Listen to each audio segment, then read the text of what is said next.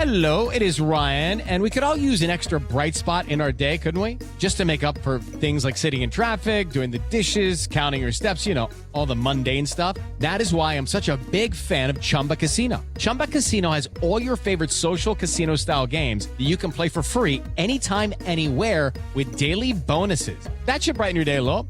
Actually, a lot. So sign up now at ChumbaCasino.com. That's ChumbaCasino.com. No purchase necessary. VGW Group. Void where prohibited by law. See terms and conditions. 18+. This is VOCM Open Line. Call 709-273-5211 or 1-888-590-8626. The views and opinions of this program are not necessarily those of this station. The biggest conversation in Newfoundland and Labrador starts now. Here's VOCM Open Line host Paddy Daly. Well, all right, and good morning to you. Thank you very much for tuning into the program. It's Friday, April the 19th.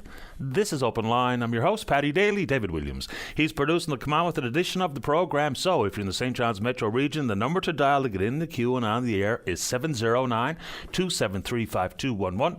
Elsewhere, it's toll-free long distance 1-888-590-VOCM, which is 8626. So many sports fans will have their eyes on the weekend with the kickoff of the NHL playoffs. It's just simply a different brand of hockey. Looking forward to cuddling up to a couple of games the weekend. And the Newfoundland Rogues got off to a successful start to their homestand last night against the Sudbury Five. Strange name for a basketball team. The Rogues down them 123-108. Two more matchups against Sudbury this weekend. And then next week they welcome London into the Mary Browns Centre.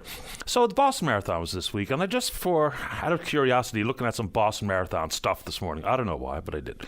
So a couple of interesting ones. On this date in 1954, a 7-time winner of the Boston Marathon, a fellow named Clarence DeMar, at the age of 65, runs in his last race at Boston, and he finished 78th. Overall at 65 years of age. Extraordinary stuff. Also, for my generation, one of the most famous long-distance runners was Alberto Salazar. He won the Boston Marathon in 1982. Some of my buddies, we always talked about Salazar. And also, it was on April the 15th of 2013, on Patriots Day, the running of the Boston Marathon, of course, an act of domestic terrorism. These two brothers, they planted a couple of pressure cooker bombs at the finish line, and of course, when they exploded, between 14 seconds of each other, 3 were killed, dozens were injured. So then began the manhunt, and on this date, April 19th of 2013, they were found by the police. There was a shootout, a cop got killed, so did one of the brothers, and then of course the other fella, he took off in a stolen car that they had carjacked. They found him on the 19th. He was arrested, convicted, sentenced to death. That sentence was eventually commuted by the Supreme Court, but domestic terrorism, Boston Marathon on this date. Okay, let's keep going. So a bit of fun on top of some NHL action or watching the Jays or whatever you do to relax over the course of the weekend, if you get such a chance. The Sci-Fi and the Rock Convention. So it kicks off this weekend at the Sheraton Hotel. It's really a lot of fun. Now, there's a lot of people who may indeed roll their eyes at some of the cosplay and some of the elaborate or intricate outfits that many people would wear. But hey, whatever makes you happy, right? To each their own. So I know a couple of people that they consider themselves mega nerds. And they're into it. It's their hobby. It's their passion. They like reading sci-fi, dressing up, watching sci-fi movies. Fair enough, right? We've all got our little hobbies, habits, and then people may refer to them as quirks. But coming up this weekend at the Sheraton is this year's edition of the Sci-Fi on the Rock. And last year was a big success. About 3,500 people made their way down to the convention.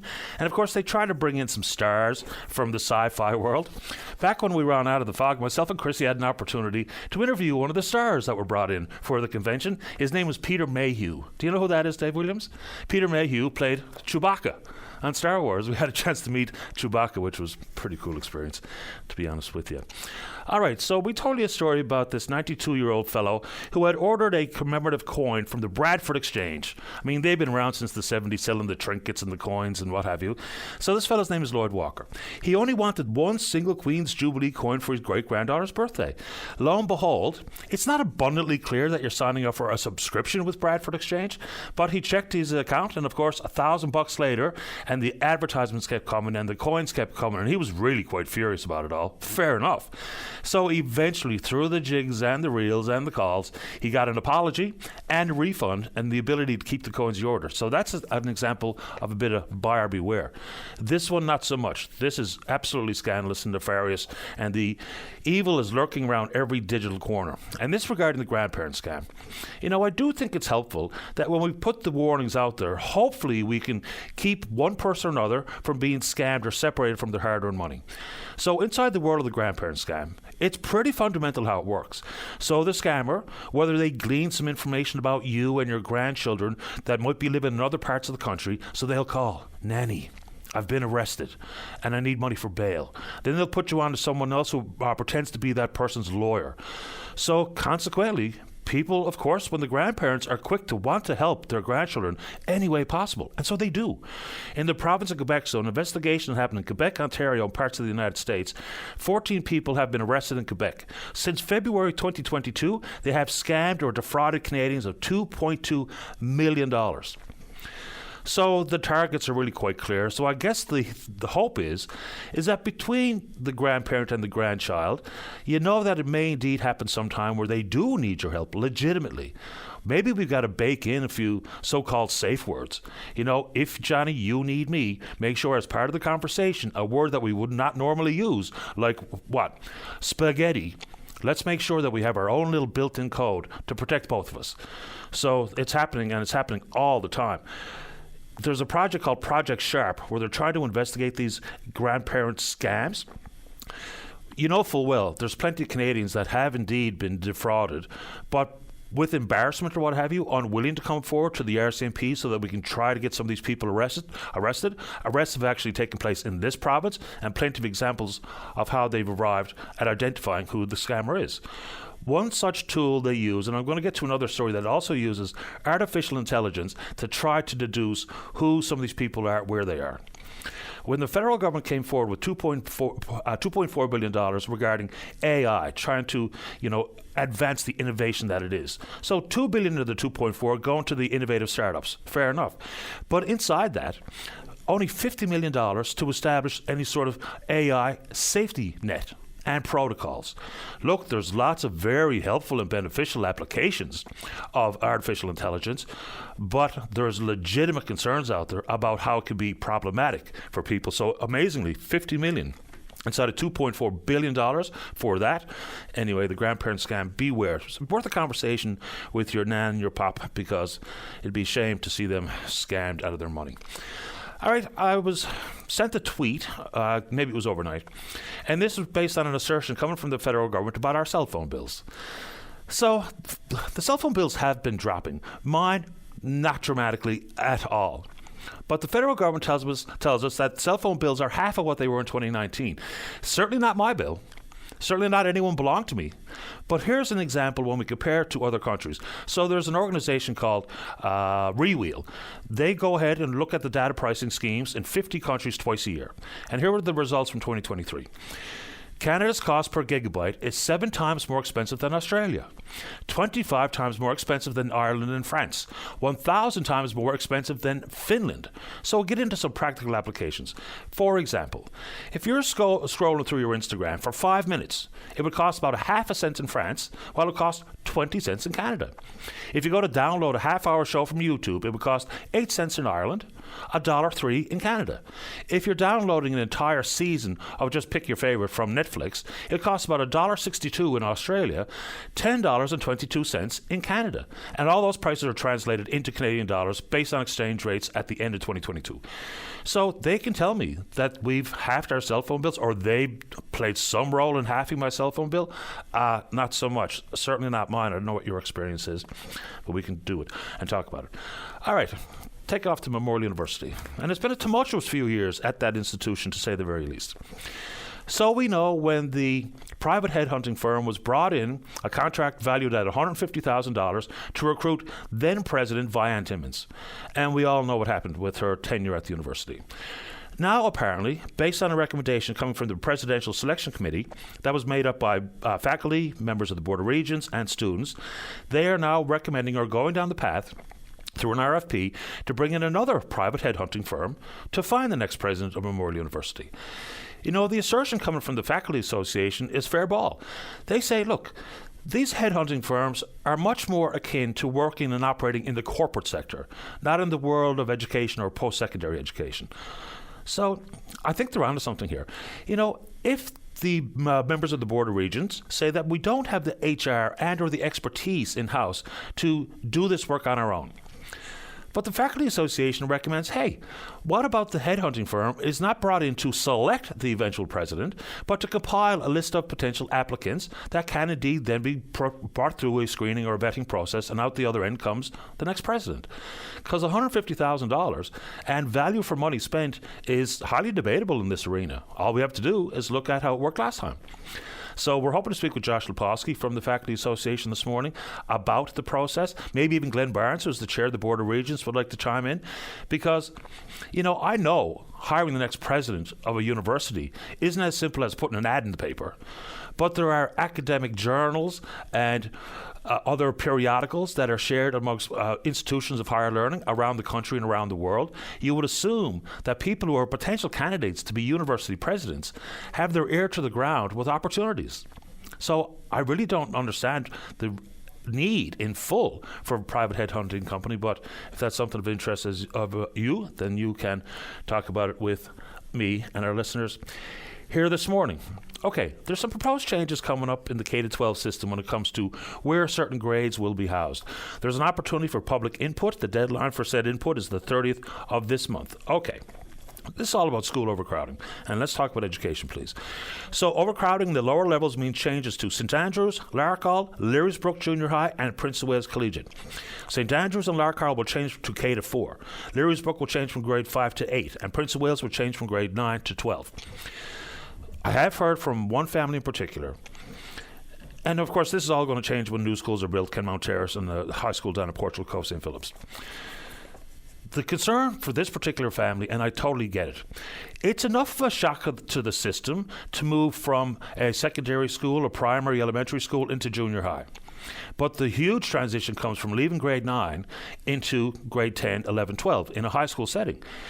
There are, I would think, absolutely legitimate concerns, and not necessarily about safety and stuff, but the difference between a grade 9er and a grade 12 is massive, with size and emotional control and all the other things that you can talk about in the aspects of life for a school student. So that one family thinks that they have a concern with grade 9 to Prince of Wales Collegiate. Now, some of that may be influenced with the fact that last year we saw an attempted murder on the school grounds at PwC, but that one family would like to be heard, and maybe I offered them a telephone conversation today. We'll see if they take us up on it. But consultation on that front, public input to be sought by the 30th of April. Okay, healthcare, fair enough. So announced, we always knew this was coming, 2 new urgent care clinics for St. John's. One's going to be out on Topsail Road and the other's going to be in the old Costco building on Stavanger Drive. This is all about trying to ease the overcrowding, the doubling of capacity and the wait times in emergency rooms. Many times, while whatever's ailing someone, they find themselves in the emergency room if and when they don't have a family doctor. For other parts of the province where urgent care clinics are in place, and there's a lack of urgent care clinics in some areas, and yes, the opportunity to have some 35 collaborative care clinics as part of the government's forecasted policy. But people are going to need to know what it means to be the option to go to an urgent care clinic, an ambulatory care clinic, and or the emergency room. So the basics. In ambulatory care, that's scheduled appointments, whether it be for diagnostic testing possibly and or for minor surgery or what have you. But the urgent care clinic would be for a walk-in service, just like the emergency room. So if you have chest pains, it's the emergency room. But if you have a sprain or a strain or you need some stitches or whatever the case may be, and it's not urgent, it's not life-threatening, then the urgent care clinic is your opportunity to not have to wait hours on end at these emergency rooms. Then it comes to staffing. It's fine to open any clinic, collaborative care or otherwise, And the government will tell you that they've done well in recruiting some 100 doctors in the recent past and 500 nurses. And finally, they say, getting ahead of the fact that we can recruit as much as we want, but if more people are leaving the profession or retiring or leaving to work in other provinces, then net gains is all that's important. And apparently, we're starting to now finally get ahead of that game. So we'll see how staffing will work as opposed to simply shuffling staff that are already working in the public sector from clinic to clinic. Also cost. So it's going to cost about $2.1 million a year. The contract is for 20 years. So up front in the first few years, that sounds like a pretty penny. But I suppose it does make sense in, say, years 10 to 20, where if the number doesn't change, but the value of that real estate probably will, so that's the money. Then there was reference made very quickly about in the effort to recruit healthcare professionals, and the minister made a specific mention of Sinclair's. So yes, if I'm trying to recruit a doctor and they come for a site visit and maybe not too impressed with a very old and maybe antiquated facility like St. Clair's, then they'll think maybe that's not the option for me. And so that was a very generic reference to the fact that St. Clair's will be replaced and very likely, just like the Western Memorial Regional Hospital, in the form of a P3. These urgent care clinics, different. We're simply leasing the space, and everything inside, all the staff, all the equipment will indeed be owned and operated by the public sector. So they're really going to have to do a good job to help people understand what is an urgent care matter versus an emergency or an ambulatory care appointment. And to see the pictures on VOCM.com that Barry Pettin showed in the House of Assembly yesterday, the unsanitary conditions at the Health Sciences. Anyway, rat traps and droppings and garbage, and you've seen it as much as I have in some of the hospitals, and it can't be that way. The minister says it's unacceptable. Okay, well, let's make sure it's cleaned up ASAP. A couple of quick ones before we get to you. I'm going to call it the Jack Whalen petition. So Eddie Joyce has rose every day in the House of Assembly to table this petition once again. It was first offered by Leila Evans a couple of years ago. And this is about adjustments needed to the the Limitations Act. Jack Whalen, you know the story, had a makeshift cell on the back of his pickup that he brought up to Confederation Building. And he was in solitary confinement, he guesses, for some 730 days when he was incarcerated at the Whitburn Boys Home. The trick here is that based on what happened to the atrocities at Mount Cashel and the Hughes inquiry, they removed any statute of limitations regarding sexual abuse. But they have not done so for children in care, in the public, that have suffered physical, emotional abuse. Look, we know the heinous act that would be sexually assaulting a child. But the trauma associated with physical, mental, and emotional abuse is every bit as concerning, I would suggest. The trauma can be absolutely the same or very much like the trauma felt in life when you have been sexually abused. So every member of the House of Assembly, other than the Liberals, is in favour of making this adjustment. So here's the trick. If you had, Jack Whalen had until his 21st birthday to come forward with a claim in civil court on his 29th birthday if the abuse had been repressed and discovered later in life. So it's well behind him. This is a matter of taking responsibility. You know, I think back to some governments current day that have done exactly that and made apologies and compensation offered. Residential schools comes to mind. So yes, it wasn't this government that was involved, but that doesn't remove their responsibility to take responsibility and accountability and please do what is the right thing. I'm sure their worry is if they make amendments to the Limitations Act, it would open up the proverbial floodgates for more claimants to come forward, but so be it. If we have betrayed the trust of youth in this case, then we owe it to them for governments to look like they're doing the right thing in the form of taking responsibility. Amend the Limitations Act. It just makes sense. It's the moral, the right thing to do, in my opinion. You want to take it forward any further than that, we can do it. All right, a couple of quick ones. We'll go all day here this morning. When certain pharmaceuticals are in high demand, people will do what they think they need to do to get them. Ozempic, of course, manufactured to treat diabetes and has been now all the rage based on Oprah Winfrey's recommendation that it can be used as a weight loss drug. And it's extremely popular on that front. But beware. It has been now identified quite clearly there's a surge in these shady websites that are selling fake Ozempic and other drugs. So you might get saline as opposed to a real product that would be like Ozempic, and of course that'll be of no use to you. And then, of course, it's the risk of taking a drug that was bought online that might be nowhere near the manufactured drug that you see advertised on television. Importantly, it also includes the fact that these scammers, once again, are really after your credit card information as much as anything else. So there's lots of concerns out there. You really need to be extremely careful when you order or try to purchase pharmaceuticals online. But apparently Ozempic is all the rage. Why? Because it's in such high demand. So that story is absolutely worth putting forward. They've actually taken down some 250 websites selling fake versions of that drug and that drug alone, being Ozempic and other similar drugs. Like there's another one called Wegovy. So be careful. Okay. Very quickly, this weekend, ECMA Awards. One Lifetime Achievement Award is going to be posthumously awarded to Dennis Parker. He's going to receive the Dr. Helen Crichton Lifetime Achievement Award that's given to an individual or group who has had a profound and lasting effect on the Atlantic Canadian music industry, and that absolutely is applicable to Mr. Parker, the late Dennis Parker. And also Newfoundland Labrador musician Pamela Morgan's also going to get an award this weekend, so congratulations to both. And for those of you in and around the fishery, with some 30 applications for licenses for outside buyers, I think there was 3 inside those 30 applications. Is there any update on that front? Have they made any move on that front? Because that was pretty much the essence of what they were calling free enterprise.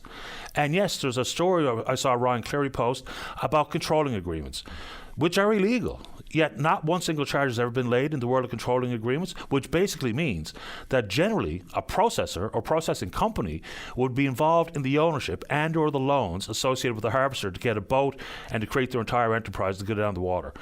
We can talk about it. The message was, if you are involved, don't be afraid. Come forward.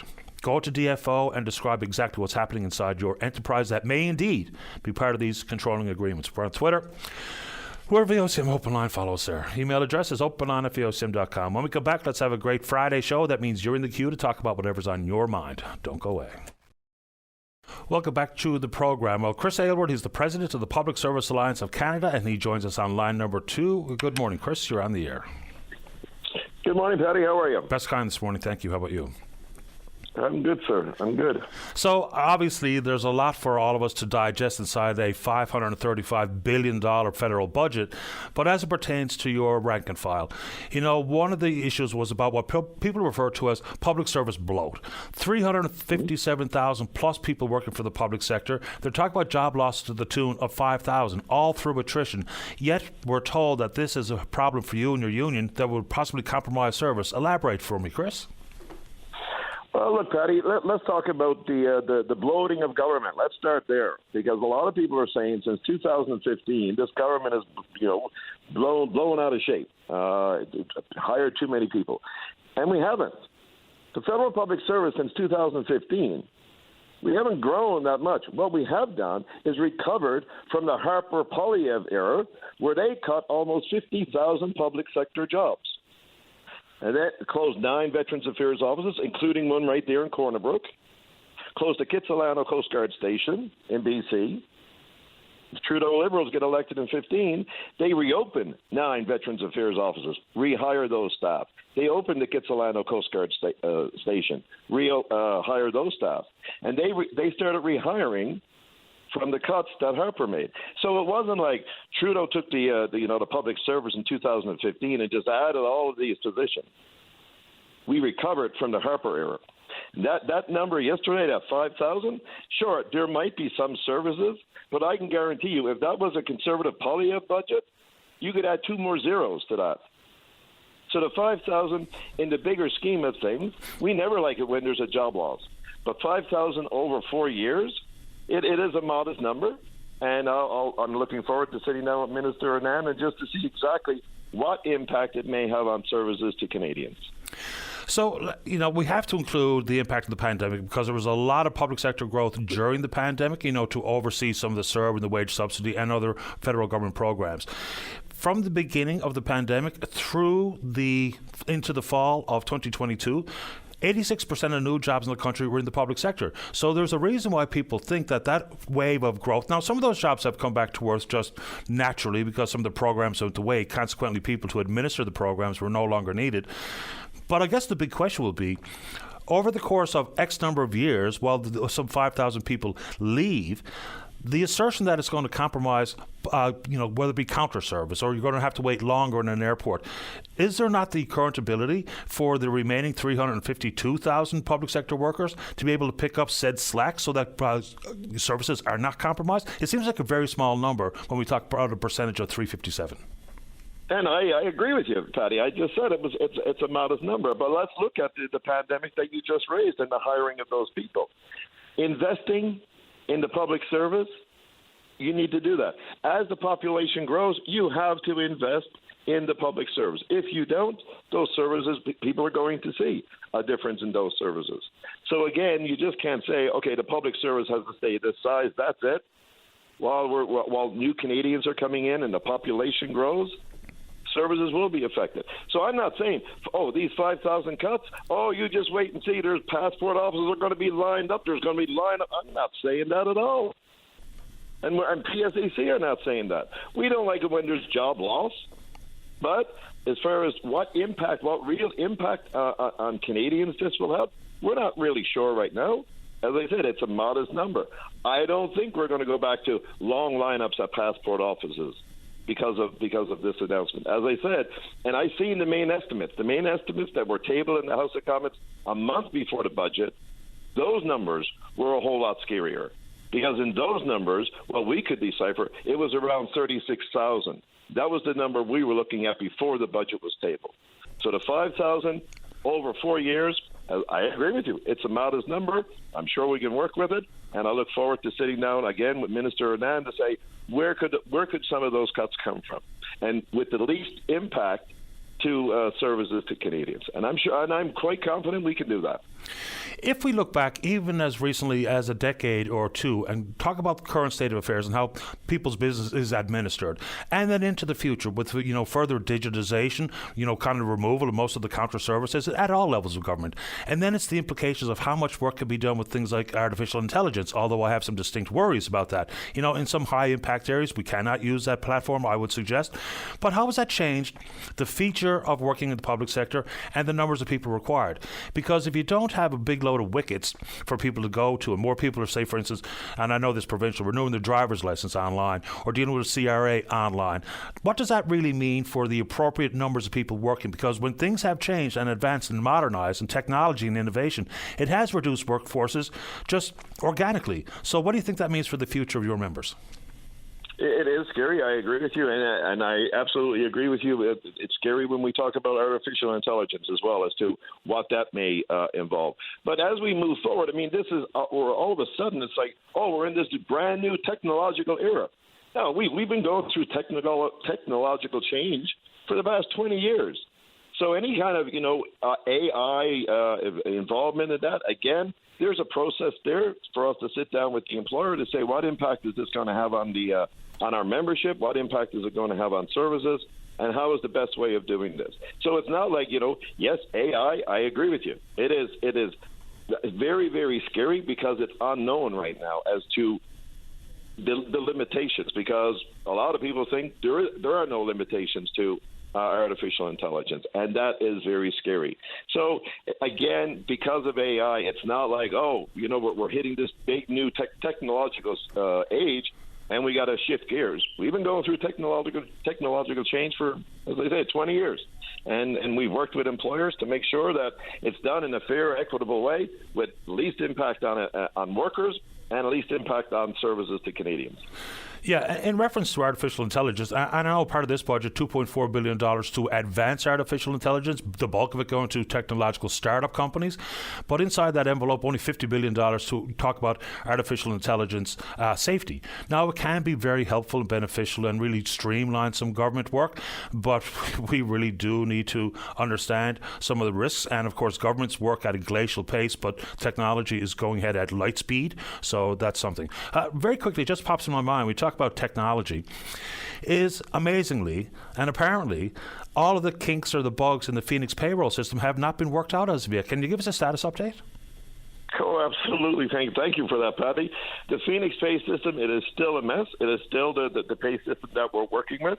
There's pay problems every single payday with our members, and it is very frustrating. And there's no end in sight. And now they are talking about doing something on AI. If you notice in the budget, there is money in the budget not for Phoenix, for a new pay system. And that's something that we were very disappointed in. We need more money for Phoenix. There's over 400,000 cases in the backlog because of Phoenix. And again, every single payday, we're having problems with Phoenix. It is not fixed. It is still a mess. And again, something else. Stephen Harper promised Canadians $70 million a year in savings because of the Phoenix pay system. The Phoenix pay system has cost Canadians $3 billion to date and growing. Remind me of the compensation. That's conservative economics for you. I've seen those numbers. Remind me of the compensation, because, when people are underpaid or not paid at all, it's one thing to be overpaid, and that's also a problem. But for the underpaid or not paid at all, maxing out credit cards, lines of credit, some people, their stories of losing their homes, losing their cars, those types of things. What sort of compensation was available? I know it pales in comparison to the actual financial losses. Yeah, no, there was. We negotiated damages with the government and our members. Anybody who suffered like a catastrophic loss, such as I lost my house, I lost my car. We managed to get compensation for those folks. And the same thing, for those who are simply like, I didn't get any pay today at all. We have to make sure that those cases get escalated and those people get some money in their pockets, because it is. I mean, the government of Canada can't pay its employees on time. That's just atrocious, and haven't been able to since 2015. So again, common sense, conservative economics. We're going to save you $70 million. Oh no, it's going to cost you $3 billion now instead. Not good. Chris, appreciate the time as usual. Thanks for this. Always a pleasure. Thank you, Patty. Take care. Bye-bye. Chris Aylward, President of the Public Service Alliance of Canada. Wrong button. I think I'd get used to what buttons I have to press. Let's go ahead and take a break. When we get back, we'll talk about the lack of urgent care clinics on the West Coast. We just mentioned this morning that 2 new urgent care clinics coming to St. John's. And then we're going to talk about money that's cut from skills training support for persons with... Is that a disability supposed to be coming there, Dave? Okay, let's take a break. Don't go away. Welcome back. Let's go. Line number 3. Say good morning to the Liberal member for Corner Brook. He's the Minister of Immigration, Population Growth and Skills. That's Jerry Byrne. Minister Byrne, you're on the air. Well, thanks so much, Patty, for helping me kick off your show this morning. No problem.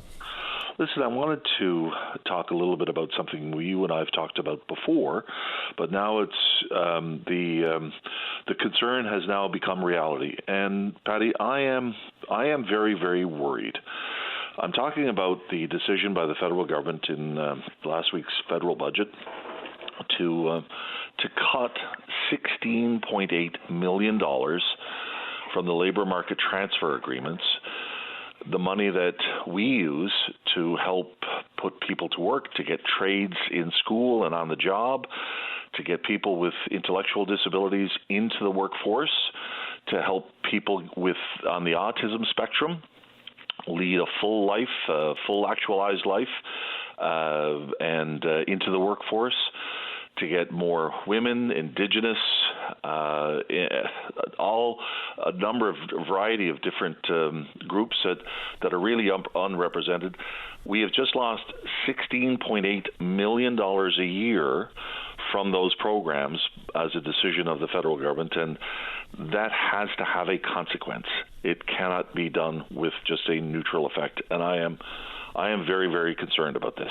So inside the world of labour market transfers, I think the 2023 number was some $3.5 billion, and all in the form of bilateral agreements. So before this cut, what was the amount of money flowing from the federal government to this province, regardless, just in the big concept of labour market transfers, not simply about persons with disabilities or whatever the case may be?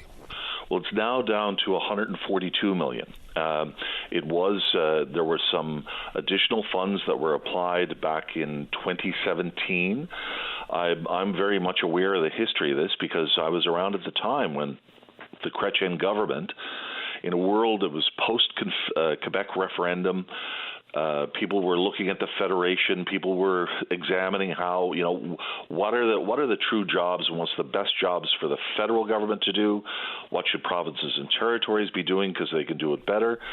And one of the conclusions, as we looked at the nature, the health of our Canadian federation, was that Ottawa and the Chrétien administration at the time took a decision that it's provinces and territories that know best their labor markets, know best how to intervene in them and to improve them, and that's one of the reasons why the Chrétien government at the time created the labor market transfer agreements. But instead of just delegating or devolving it to the provinces, they put a significant amount of money with it, over $2 billion at the time. There was really no substantial increase into those funds until 2017. And those, at that point in time, $625 million was added in 2017 on an annual basis. And we got to the point where $3.5 billion was part of the envelope or the total transfer, and now that's been cut by $625 million. They've totally eliminated the 2017 top-up, as it was referred, and that's resulted in $16.8 million less for Newfoundland and Labrador. Every province, Patty, is taking a hard hit, not just our province. Every province and every territory in Canada has just lost this money. One of the things I think this makes it particularly difficult for us is that back in 1997, when these agreements were first started, they were based on a formula. And I have to say that formula that was used to allocate the funding to the provinces really was preferential to Newfoundland and Labrador. We kind of got a little bit more than, if you were to make a judgment, we did really, really well as a result of that formula from the decisions taken in 1997. And so that's why it really kind of stings us even harder. To me, it's all a little bit counterintuitive. There's a labour market shortage. We can talk about very specific areas like skilled trades. If the government's going to put hyper-focus on housing, which I guess all levels of government should, the concern there is whether or not we have people to build the homes. One thing to give us the money, and one thing to talk about permitting and inspections and duplicity, but until there's people to actually build things, then it's all just numbers on a piece of paper. So in that realm, it reminds me of a conversation we had yesterday with Darren King at Trades NL. So, yes, this money, the loss of this money is problematic. But when we talk about the need to put more skilled tradespeople in play, whether it be for home construction or some of these potential mega projects that might or likely will come to pass, the assertion is, it's not simply about saying there's opportunity. It's creating hubs like they have in other provinces where you get actual hands-on experience and exposure to whether it be a hammer in your hand, a pipe wrench, or a welding torch, or whatever the case may be. And that would be a government responsibility to help foster potential growth and expand the number of people working in the skilled trades. Is that a good idea? And if so, should the government implement it?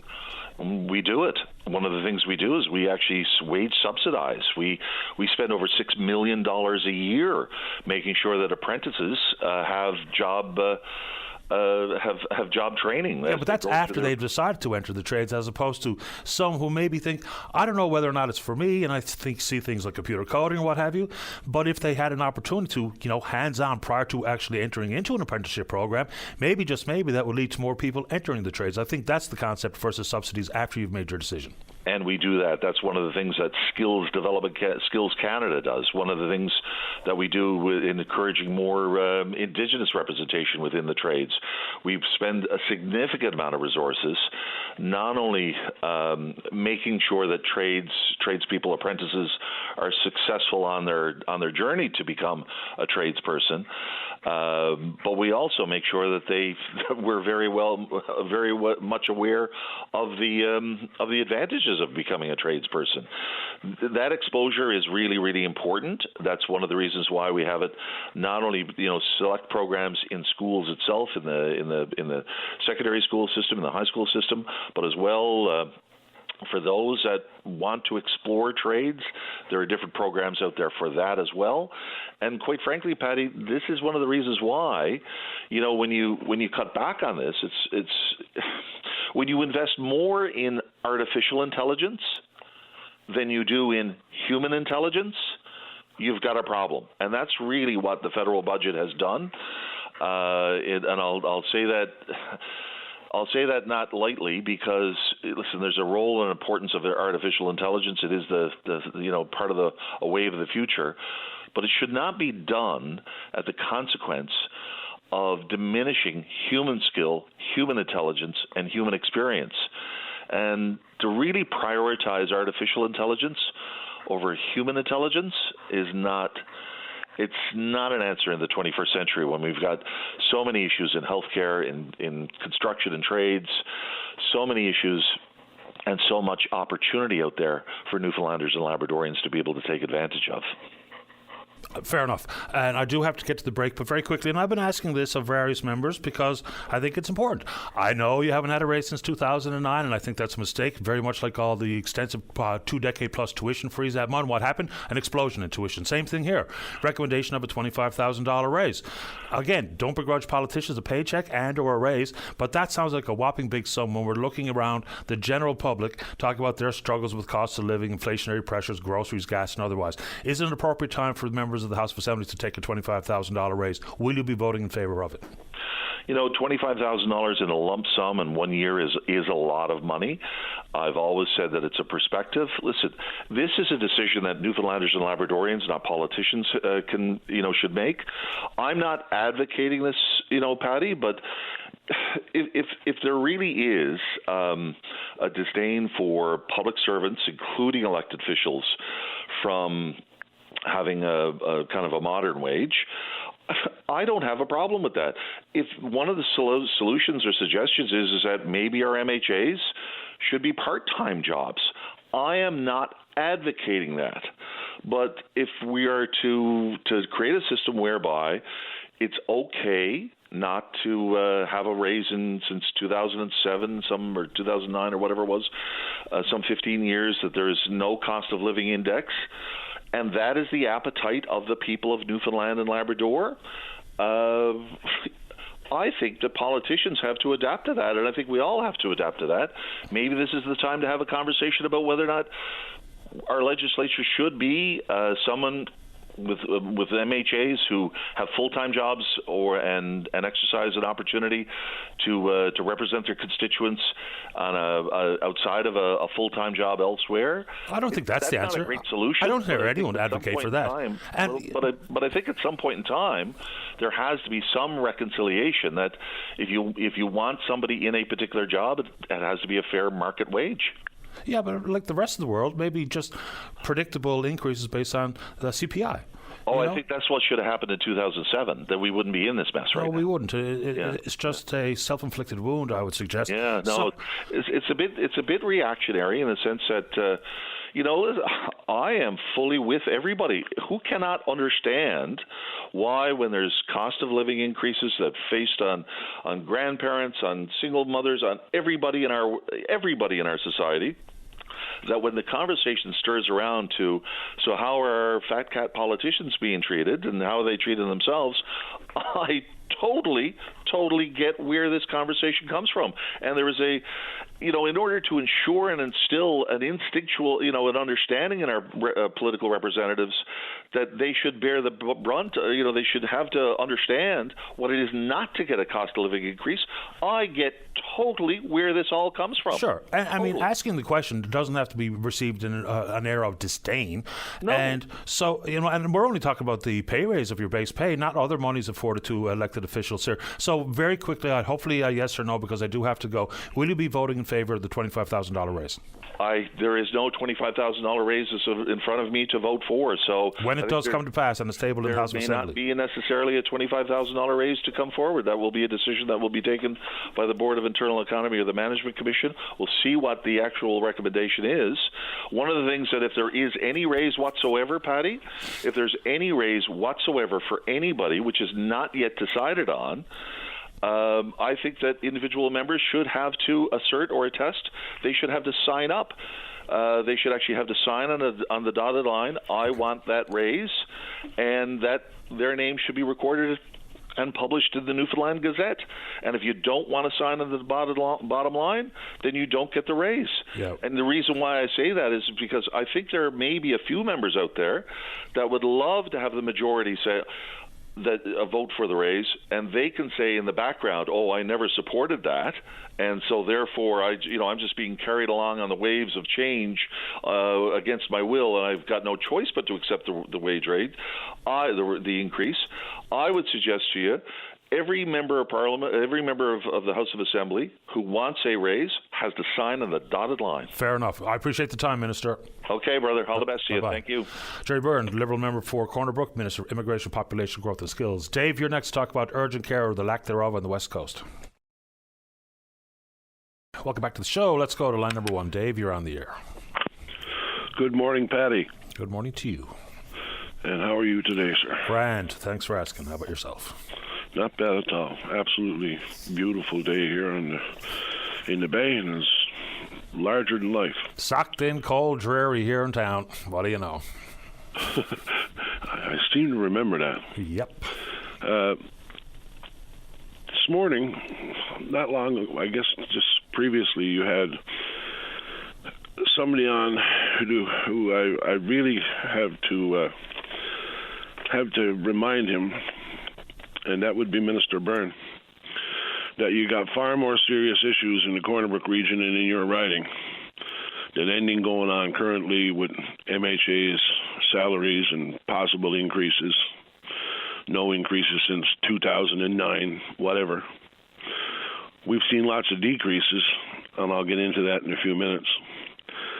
The reason that most of these MHA salaries haven't been increased since 2009, as far as I'm concerned, is neither one of them deserves it. You can't get them on the phone.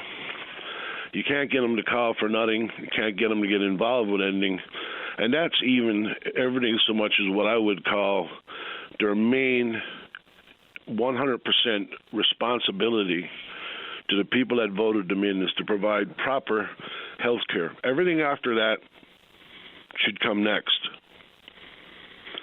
This morning, I get up, as I usually do. I'm up anywhere around 4:30 to 5:30 every morning, and the first thing I do is I start reading news and looking at sites of interest. And first thing this morning, of course, I read another announcement coming, and this is coming from Minister Osborne regarding urgent care clinics that are going to open up in St. John's. Great. Yeah, that's awesome. But if you don't live in St. John's, I would say that our most urgent care center and facility that we need are properly run hospitals, which we certainly do not have.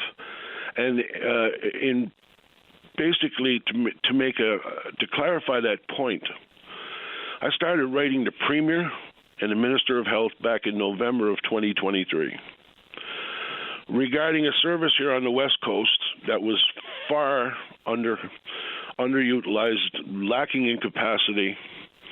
And I mean, it made a lot of sense that basically somebody should look at the issue, because here on the West Coast, we had one nurse practitioner responsible for every single person in Western Health's reach for wound care, ostomy, diabetic foot care. One person for the entire West Coast. As other things got piled on her plate, because she was qualified and quite capable of more than what she was doing in that role, they pushed much more serious things at her and got to the point where one person, now imagine this, with every person inpatient and outpatient. So every hospital in Western Health, all of the outreach of Western Health, far up the Northern Peninsula and right to Port aux Basques region, she was responsible for every diabetic in that region, everybody that had wound needs, especially outpatient in this region. And it was getting to the point of burnout again. So anyway, I wrote at the time, we had the benefit of a very qualified nurse practitioner returning from away after a leave of absence going to return to the role, and we had another person almost trained for the role. So I suggested to the Premier and to Minister Osborne that this is a great opportunity. Never mind looking for 200 nurses from somewhere. These are two Newfoundlanders, both here, both want to be able and are capable of doing this job, and they want to live here. They're not coming here to get licensed and leave. They're building houses here. They're raising families here. This is an opportunity. Why don't you turn this into an opportunity? The addition of one person could have doubled the capacity of that role, which is a very important one. They prevent people from having to lose pieces of their limbs, from losing their limbs, feet cut off, death. They keep people out of hospitals. So basically, the Premier and the Minister of Health passed me off on Western Health. It took months before I got a reply back. And I think it was a person by the name of Barb Dumfries, I guess that was their scapegoat, that was called to tell me that they were not going to go ahead to hire this person, to give a 100% increase in the delivery of this role by the addition of one person. It would provide for the person serving the role the ability to have somebody to fall back on. Should there be an instance where that one person was sick, maybe somebody else could fill in to prioritize the most highly needed cases. They chose not to do it. I started this in November. It took months before Western Health gets back to me and tells me, no, we decided there's no need to increase the capacity in that role, and we're not allowed to hire. You're not allowed to hire? Who in the name of God came up with that? Well, I guess it had to come from government. Jerry Byrne kind of alluded to it when he talked about the fact that the feds had prioritized artificial intelligence over human intelligence. I got to agree with you, Jerry, but it's typical of government, and it's typical of large bureaucracy that's being led by bureaucracy. There's nothing in healthcare right now from the minister back. Our Premier is a doctor. I would ask you, Mr. Premier, to return to the role in government that probably helps us with healthcare. You're a professional from that world. Stop chasing around windmills and everything else that you've been playing with. Our healthcare is absolutely in crisis. We keep hearing tell how everything is going to be relocated, even right to air ambulance. They're looking at relocating that. Now, who's the genius that decided it makes sense to start a service at the destination? Air ambulance was never meant for people on the Avalon Peninsula. This was meant for the rest of us in Newfoundland that have to put up with the decisions that are being made by our healthcare professionals, who obviously, that's the problem. They don't have a clue on the decisions that they're making. They don't understand what's going on with frontline workers, and they have not even tried to understand it. Fair enough. I got to hop in here soon and get to the news, but I'll give you the final thoughts. Go ahead, Dave. Well, right now, all of Western Newfoundland has nobody in the role, and from what I learned yesterday in talking to several administrators and nurses and people in the system within Corner Brook, they have no. I was told to go out, seek, and be proactive about my own health care, because in all likelihood this service was not going to be available anytime soon from Western Health. So what did that tell me? Now I'm told, well, we're running the show here, and you obviously need this service, so do so many others. There's a lot of diabetics and a lot of these issues, believe me, on the other side of the overpass. And I know you don't like to hear that type of talk, Patty, but it is the truth, especially when it comes to healthcare. Why would you tell me I don't like hearing that? Well, you kind of pushed me back on it before, and sometimes it is self-serving when people say it for whatever reason. But, I mean, don't forget that what's going on outside the overpass is also affecting you inside the overpass. Which I have acknowledged countless times. Countless times. You just saw Minister Osborne talk about how it's unacceptable for the disgusting state of things that they saw at the health Eastern Health, I think it was at the Health Science Center, rat droppings and stuff like that. You know what, Patty? I wouldn't care if a rat came into the room where I had access to health care and took a dump in the corner. I would. Well, we would at least have access to health care. We don't have that. Okay. We're constantly being downgraded, and that's something we should never accept, and has gotten to the point now, like, we just could have had a doctor, 2 surgeons for Stephenville. But because we don't have an anesthesiologist, we lost that opportunity. They just shut down pain management at Stephenville Hospital. I appreciate the time. I do have to go simply because it's 10:04 and I'm late for the news day, but appreciate the time, the sentiment, and the conversation.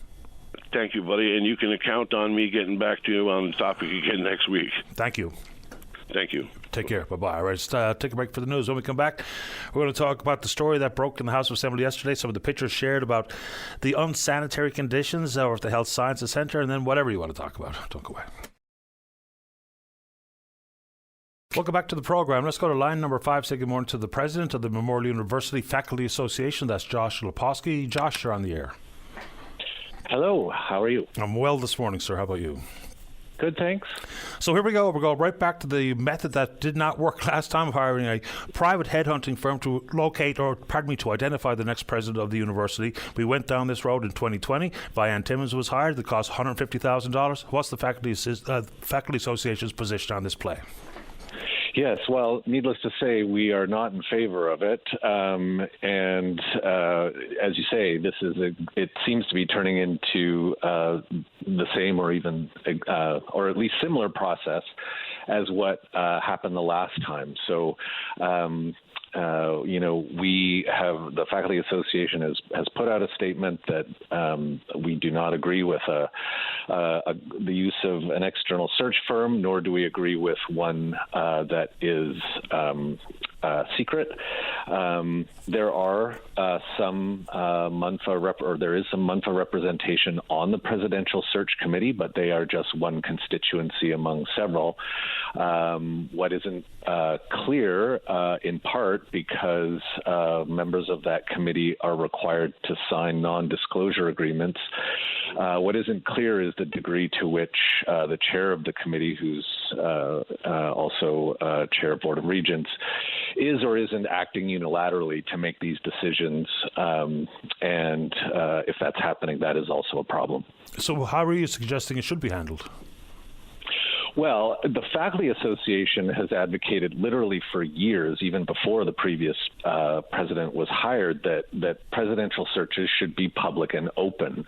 MUN is a public institution, and as a consequence, it has an obligation to be as open and public as possible. Obviously, the search for a university president is, it's certainly consequential, but, new faculty are, when they are hired, they go through an open and public process. Short lists become public knowledge, CVs are circulated, and so forth. What goes on with presidential searches around this discussion that, it needs to be private because people who are already working somewhere else may not want it known that they're looking for a job elsewhere. Well, that same argument works when we're hiring new faculty all the time. So the Faculty Association doesn't see that as a reasonable argument. I suppose the difference there might be that someone with tenure is pretty much protected, as opposed to someone who's got a renewable contract coming up might find themselves in a precarious position, I guess. So Mr. Barnes, who's the chair of the Board of Regents, says that even if we went down the road of the private headhunting firm identifying a variety of candidates, that he's saying that the university does not have the expertise or the capacity to then go down the further road of interviewing and vetting and what have you. Your reaction? Personally, I think that's a ludicrous statement. I mean, the idea that the people who deliver the core mission of the university, teaching and research, don't have the expertise to identify someone who can act in the leadership role of the university, which certainly includes keeping track of finances, but that is not at all the sole duty of a university president. It is to also develop and lead a vision for a public institution that has, as Memorial's own statements indicate, a special obligation to this province. And that goes into, what it is to be a public university. That is about much more than simply counting the dollars and cents. One of the comments coming from the letter that you folks wrote is that, furthermore, all shortlisted candidates should meet and take questions from various stakeholder groups. So that means faculty members, lecturers, students, people maybe have financial contributions headed towards the university, or you paint me a picture. Yeah, absolutely. I mean, these should be public presentations, of events where potential candidates spend time with the various constituencies relevant to Memorial University, which, yes, of course, it includes, professors, lecturers, and but also students, staff, administration, but also the broader public. This should not be a radical idea at a public institution. Should there be any preference given to a local candidate? I mean, I remember back when Eddie Campbell was in consideration. Then he took on the presidency, I believe, of UNB at the time. And some locals bemoaned the fact that, on top of logistics and management and bringing in money and all of the other things that are part of the president's role, there's also the possibility that someone local with experience at this university, understanding the province and its citizenry and the needs of the province, might be better suited. What do you think? It's possible, but I don't know that it's guaranteed. I think that, the qualifications of a person do matter, but I definitely agree that they need to be dedicated to this place. I mean, in many ways, Memorial University is about this place, and that is part and parcel of its mission. And this goes back to a point I was making earlier. A university president is about more than keeping track of the money. It's about developing, and leading, a flourishing public university, and that means someone who is not just dedicated to the institution as like an abstract idea, but as one grounded in place here in Newfoundland and Labrador. When the association was on strike, things were regarding pay and what have you, but there was also the call for collegial governance. Some of that has been addressed. Does this decision hamper what was now a new path for collegial governance, members of the Faculty Association and the Board of Regents, what have you? Does this throw a monkey wrench into it?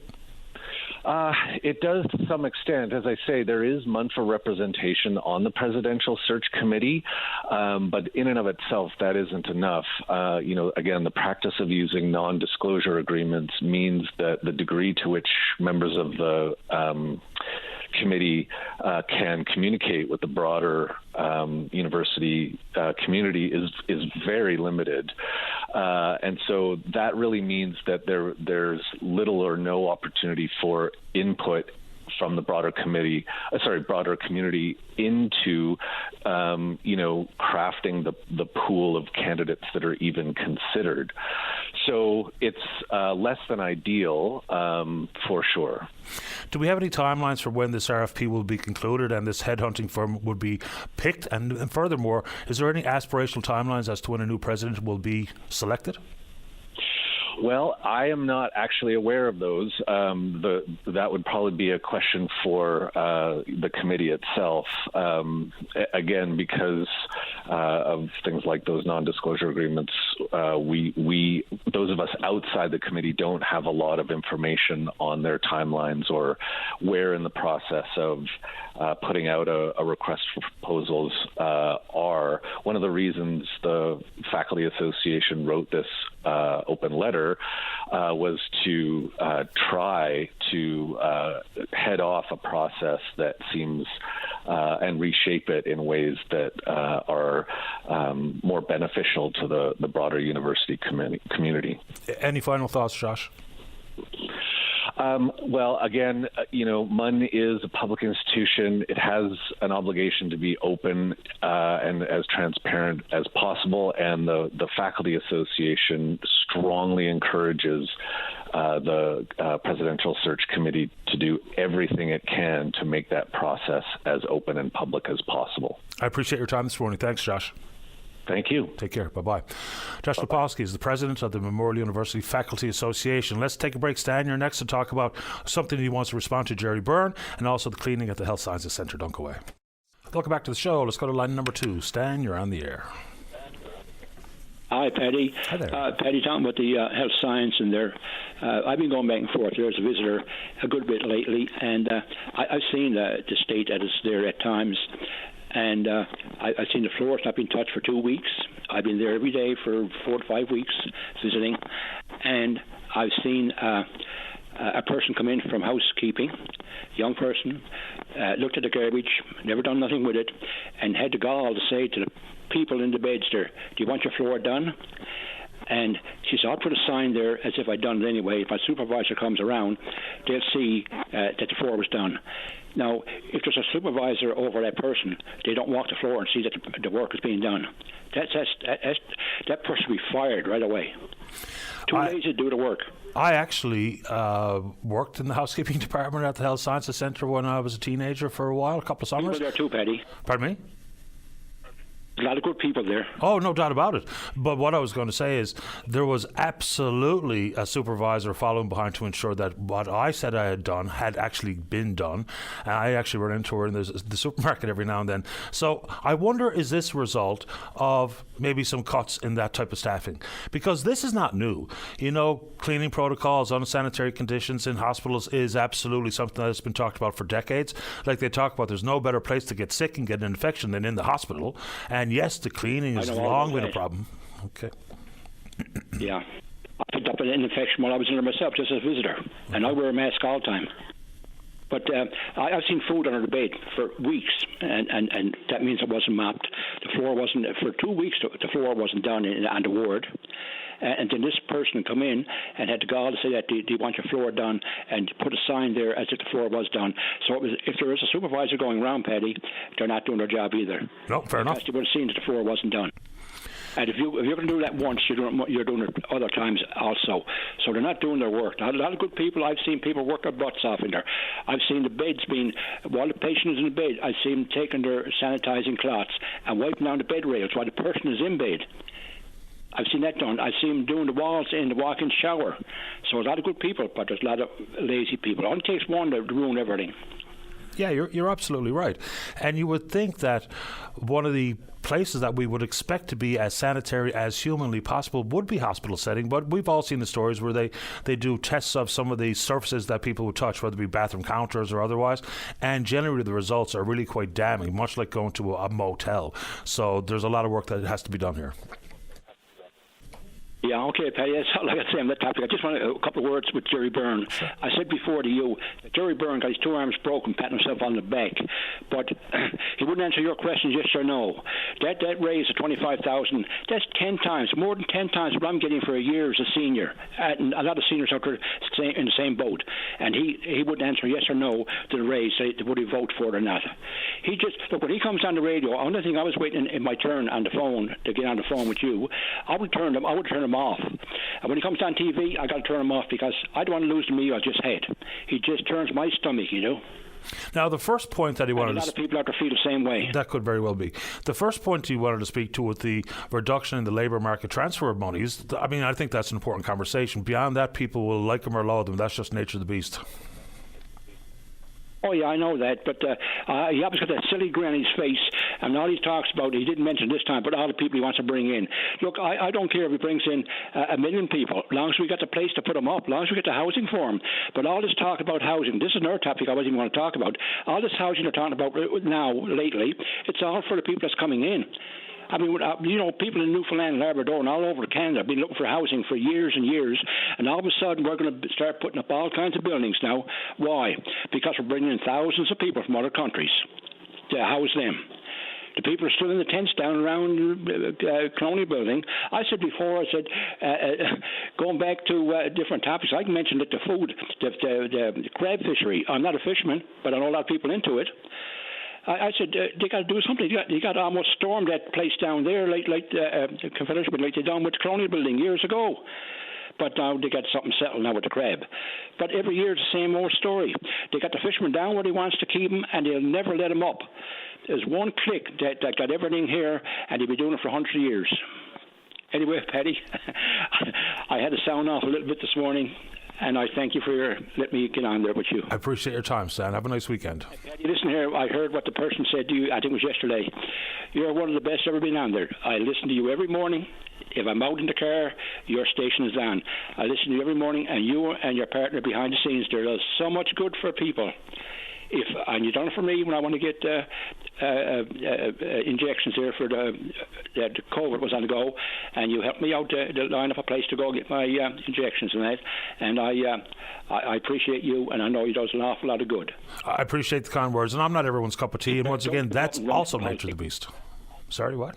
Paddy, don't give it up and run for politics. Stay it. You'll do a lot more better good what you're doing there now. Appreciate the time, Stan. Thanks a lot. All right, bye-bye. All right, bye-bye. Let's keep rolling here. Let's go to line number 4. Caller, you're on the air.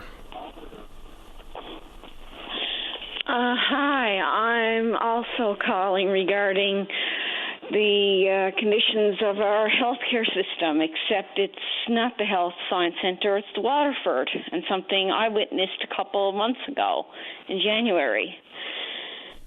When I was in the waiting room, I happened to witness a custodian take her cleaning cloth and use it for the inside of the toilet. I was sitting right across from the bathroom, and she wiped the inside of the toilet, then never even rinsed the cloth, never washed it, nothing. Used the same cloth on the sink, and then came out and proceeded to wipe down the chairs with exact same cloth. I filed a complaint, and they said, we'll pass it along to housekeeping, but that's all I know that happened there. But it made me think twice before ever sitting in another chair in that hospital again. Yeah, look, that's a fascinating point, because that is one concern that during Stan's call I saw float in the corner of my email inbox, someone saying maybe if they use different cloths for different types of cleaning, that would help. Good enough and fair point. Because, that's gross. You wouldn't do it in your own home. Yes. And I was watching the whole thing with my own 2 eyes. I wish I had it on phone record. I hate to say it, where everyone's got a phone these days, and you see people posting everything. But didn't want to do that to that person. I respect them more than that. I respect people's dignity, mostly, unless they're being rude to me directly. But anyway, that really is not sanitary or clean, and it scares me. They would do that, and the fact that they're replacing that hospital, well, is the cleaning going to be any different, or are the staff going to be any more caring? Well, good point, because it's just like building a new mental health and addictions facility. It's great to have new, modern, clean surroundings, but if we don't change the tools, whether it be how we administer services or how we clean the facility, preventative maintenance, then we're no further ahead. We will be for a few years while everything is shiny and new, but it needs a required change. You're right. Yes, it's not just the building, it's the people as well. It's like replacing, I'm hearing them talk about the prison. Well, what's going to happen in a few years when they replace the prison? And will it be back to the same conditions it is now? Well, that would take some time, given the fact that the prison, the old part of it is a Victorian era, so it would take a long time to be back to the circumstances we see and face today, but point taken. Yes, it's just what I've heard, and I'm just going by that anyway. Thank you very much. I appreciate your time. Have a nice weekend. Bye. Okay, bye-bye. All right, let's see here. Today's a good day to get on the show. Regardless if you heard the topic brought up this morning or ever, Today's the day for you to bring forward your topic of concern, questions or comments. If you're in the St. John's metro region, 709-273-5211. Elsewhere, it's toll-free long distance 1-888-590-VOCM, which is 8626. We're taking a break, and then we're coming back. Welcome back to the program. Well, here's a title of a report for you. Where is the food? Based on a survey launched back in the fall of 2022, the folks of the Food Producers Forum have come up with some of those answers. Join us on line number 2. Representing the Food Producers Forum is Dan Rubin. Good morning, Dan. You're on the air. Hey, Patty, and hello to the listeners. Glad to be here. Happy to have you back on the program. I mean, these are really key issues, and there's a lot to the survey that you conducted and the results that were garnered and the recommendations coming forward. But just give us the basics about how the survey worked, because, you know, people would want to understand how all-inclusive or how much was captured in the survey.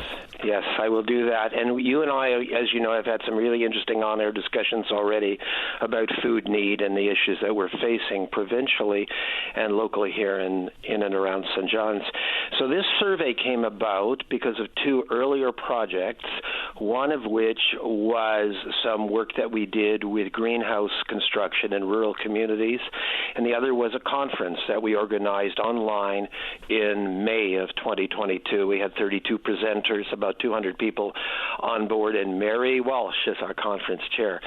And it really oriented us to the fact that nobody knows how much food is being produced. Sure, we know about our farms, and we know from Statistics Canada that we've lost more than half of our productive farmland in the last 20 years. 51% of productive farmland loss in Newfoundland and Labrador compared to about 8% in other provinces. So the province has been talking about increasing local food, yet nobody knew how much food is being produced at the home and community level. So we got together a bunch of volunteers. This was a project that had no funding whatsoever. It was not official or governmental. It was just our nonprofit society looking for answers. And we wrote an online survey working particularly with a fellow named Dr. Nick Fairbridge at the Faculty of Medicine at MUN and another professor in the Faculty of Medicine, Dr. Atanu Sarkar, and with the help of a graduate student doing sustainability studies at Grenfell, Samantha Young.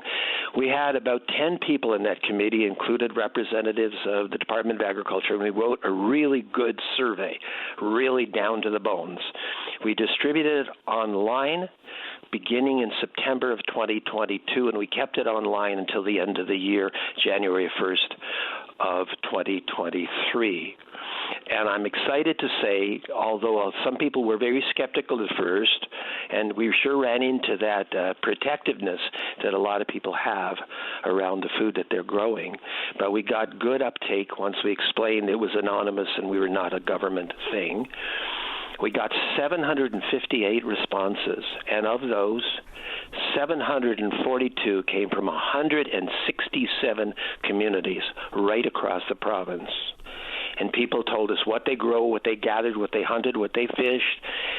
And we really have some information to share now, giving us a much clearer picture of where a food is coming from at the community level. Because if we're going to continue to rely on, we import 10% of what we consume, which is a really misleading number, given the fact that that's very likely we import 90%. I meant the other way around, pardon me. We only produce 10%. We only grow apparently around 10 to 15% locally. Yeah, which was probably all about a retail number as opposed to an all-inclusive snapshot of what's really happening here. Exactly. Yeah. Yes. So without the firm understanding of exactly what's being produced, it's going to be virtually impossible to come up with pragmatic, advantageous government policy here and or direction. So this is an important piece of work, I would suggest. So inside your... go ahead. And the thing about this is by establishing this baseline, even if it's only for 742 people, we have a fulcrum for change. Because now we know where we can create food security, and it's not by clearing forests and planting new farms, which adds carbon to the atmosphere, but by utilizing our existing resources and capacity at the community level. So let me, if it's okay, Patty, I'll share some of the results that we got in the survey. Please do. Yes, okay. So 742 respondents produced 6.2 million pounds of food in 2022. That alone is staggering. It really is. And to be transparent, out of those, most of the food came from 30 commercial farms that participated in the survey. But 440,000 pounds of food was produced by small-scale growing, and we also included the foragers and the hunting and the fishing in that. So it was a very large-scale view of where the food is coming from. Now, out of those 742 survey respondents that we have in 167 communities, that included 689 farmers and gardeners, 650 foragers, 179 who raise livestock, 325 hunters, and 500 people who fish. So what this tells us is a very important fact, which is people out there, particularly in the rural communities, they're doing it all. They're hunting and fishing and foraging, they're picking berries, they're raising chickens in many cases. And the survey identified 95 of those 742 who sell products commercially. But home producers each grew or gathered an average of more than 500 pounds of food each. So those are our basic results in a nutshell. And the report is out. It's accessible through our website. We've printed copies. We want everyone to know about this stuff. These are big numbers. You mentioned the fact that some 100 people that sell their food commercially. Is it important to factor in some of the other moving parts, like how much of that food is distributed amongst the community members? How much is bartered for, like, for instance, in a homestead fashion? How much of it makes it to a farmer's market or those types of things? Because they would all have an impact on recognizing how the food is grown, disseminated, or distributed to coincide with real good policy. The reason I say we did a really good job on the survey, Patty, is like your brain, our brains were working, and we asked exactly that question. And I can tell you that out of the produce that was harvested, 9.6% of it was sold or bartered. 65.6% was consumed by the immediate household. 16.8% was shared with the community. 5.2% was donated to people in need, and 2.9% of that was wasted. We know this. The survey was a good survey. So the wastage numbers are actually quite low. Well, considering the fact that Canadians throw away or have spoilage for 60% of the food that we purchase and that we grow and that we import, 3% is a real good number for waste. It really and we feels also like it. know among that 81% of the people we heard from freeze food, 65% of them bottle food, 56% of them are pickling, 28.8% are drying. We have these figures, but very interesting are things like this, that we know that 76% of them are using raised beds for growing, and we also know that more than half of them are composting, that 96% of them have some form of composting. How about that? Well, if you get intimately involved with working with your hands and working with the soil, then composting kind of becomes a hand-in-glove kind of mindset, I would assume. Exactly, because all of these nutrients that are in our food that the plants need and we need, they have to move in a circle. And one of the worst things we've done with industrial agriculture is to break that circle. And instead of relying on fertility in the soil, we've plugged in all these chemical fertilizers, and then it just leads to huge problems. There's been an international study recently released by 3 economists in Scandinavia who looked at the economics of food production in the world. And their results were these.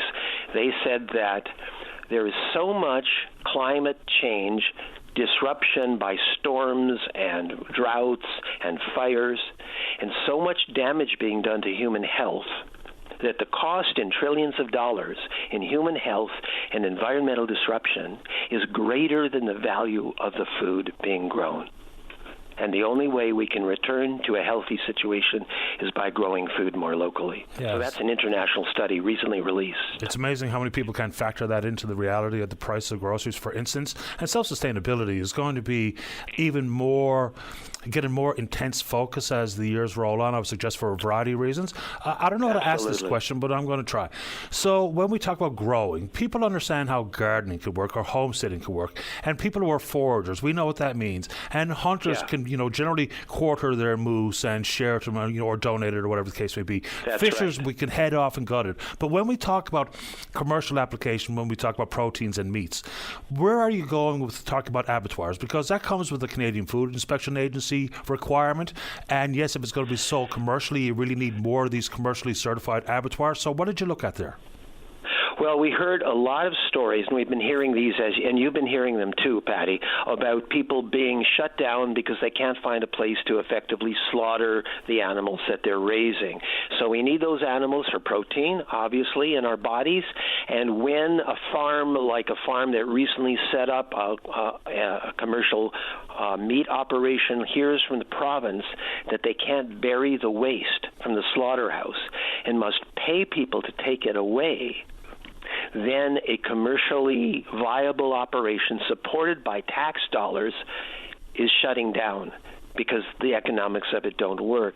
So we heard a lot in our survey about the need for local abattoirs, and it came up as well, obviously, in our recommendations.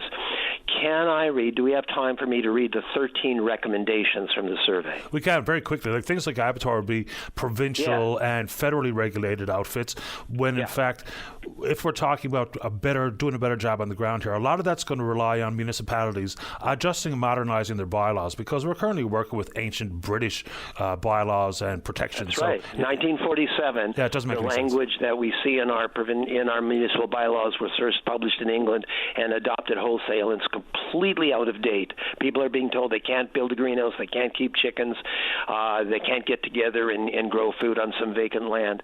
And we need the decks to be cleared. You're way ahead of the game because you're almost quoting from our recommendations. Okay, well, I guess that's okay. Let's quickly roll through the 13. I'll be real brief. So first of all, we need a comprehensive province-wide support for local food. We need policies and programs that validate and support community-based production. We need to clarify or simplify or just eliminate the municipal regulations that are getting in the way, patchwork of arbitrary regulations. We need some support for marketing and branding to show people that local food is more healthy and develop support and markets for it.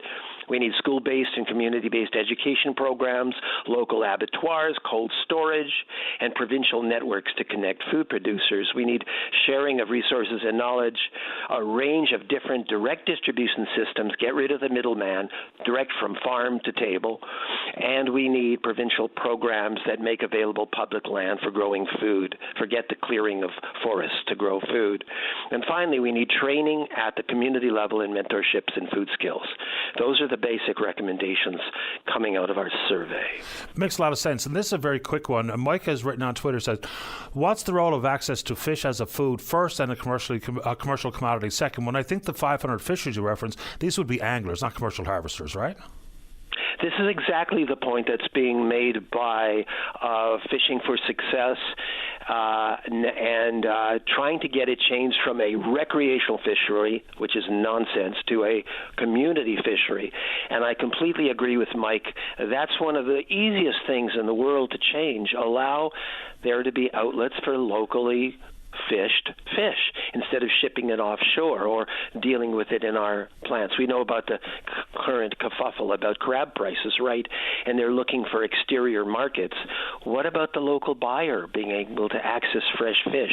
That's a really obvious solution to one of our problems, which is our need for local protein. Yeah, well, there is a direct sales program, but it's nowhere near expensive enough. It's frustrating to go to the grocery store when you live in this province to see product from Russia and Iceland and Japan and wherever, as opposed to a stamp on it that says Newfoundland and Labrador seafood.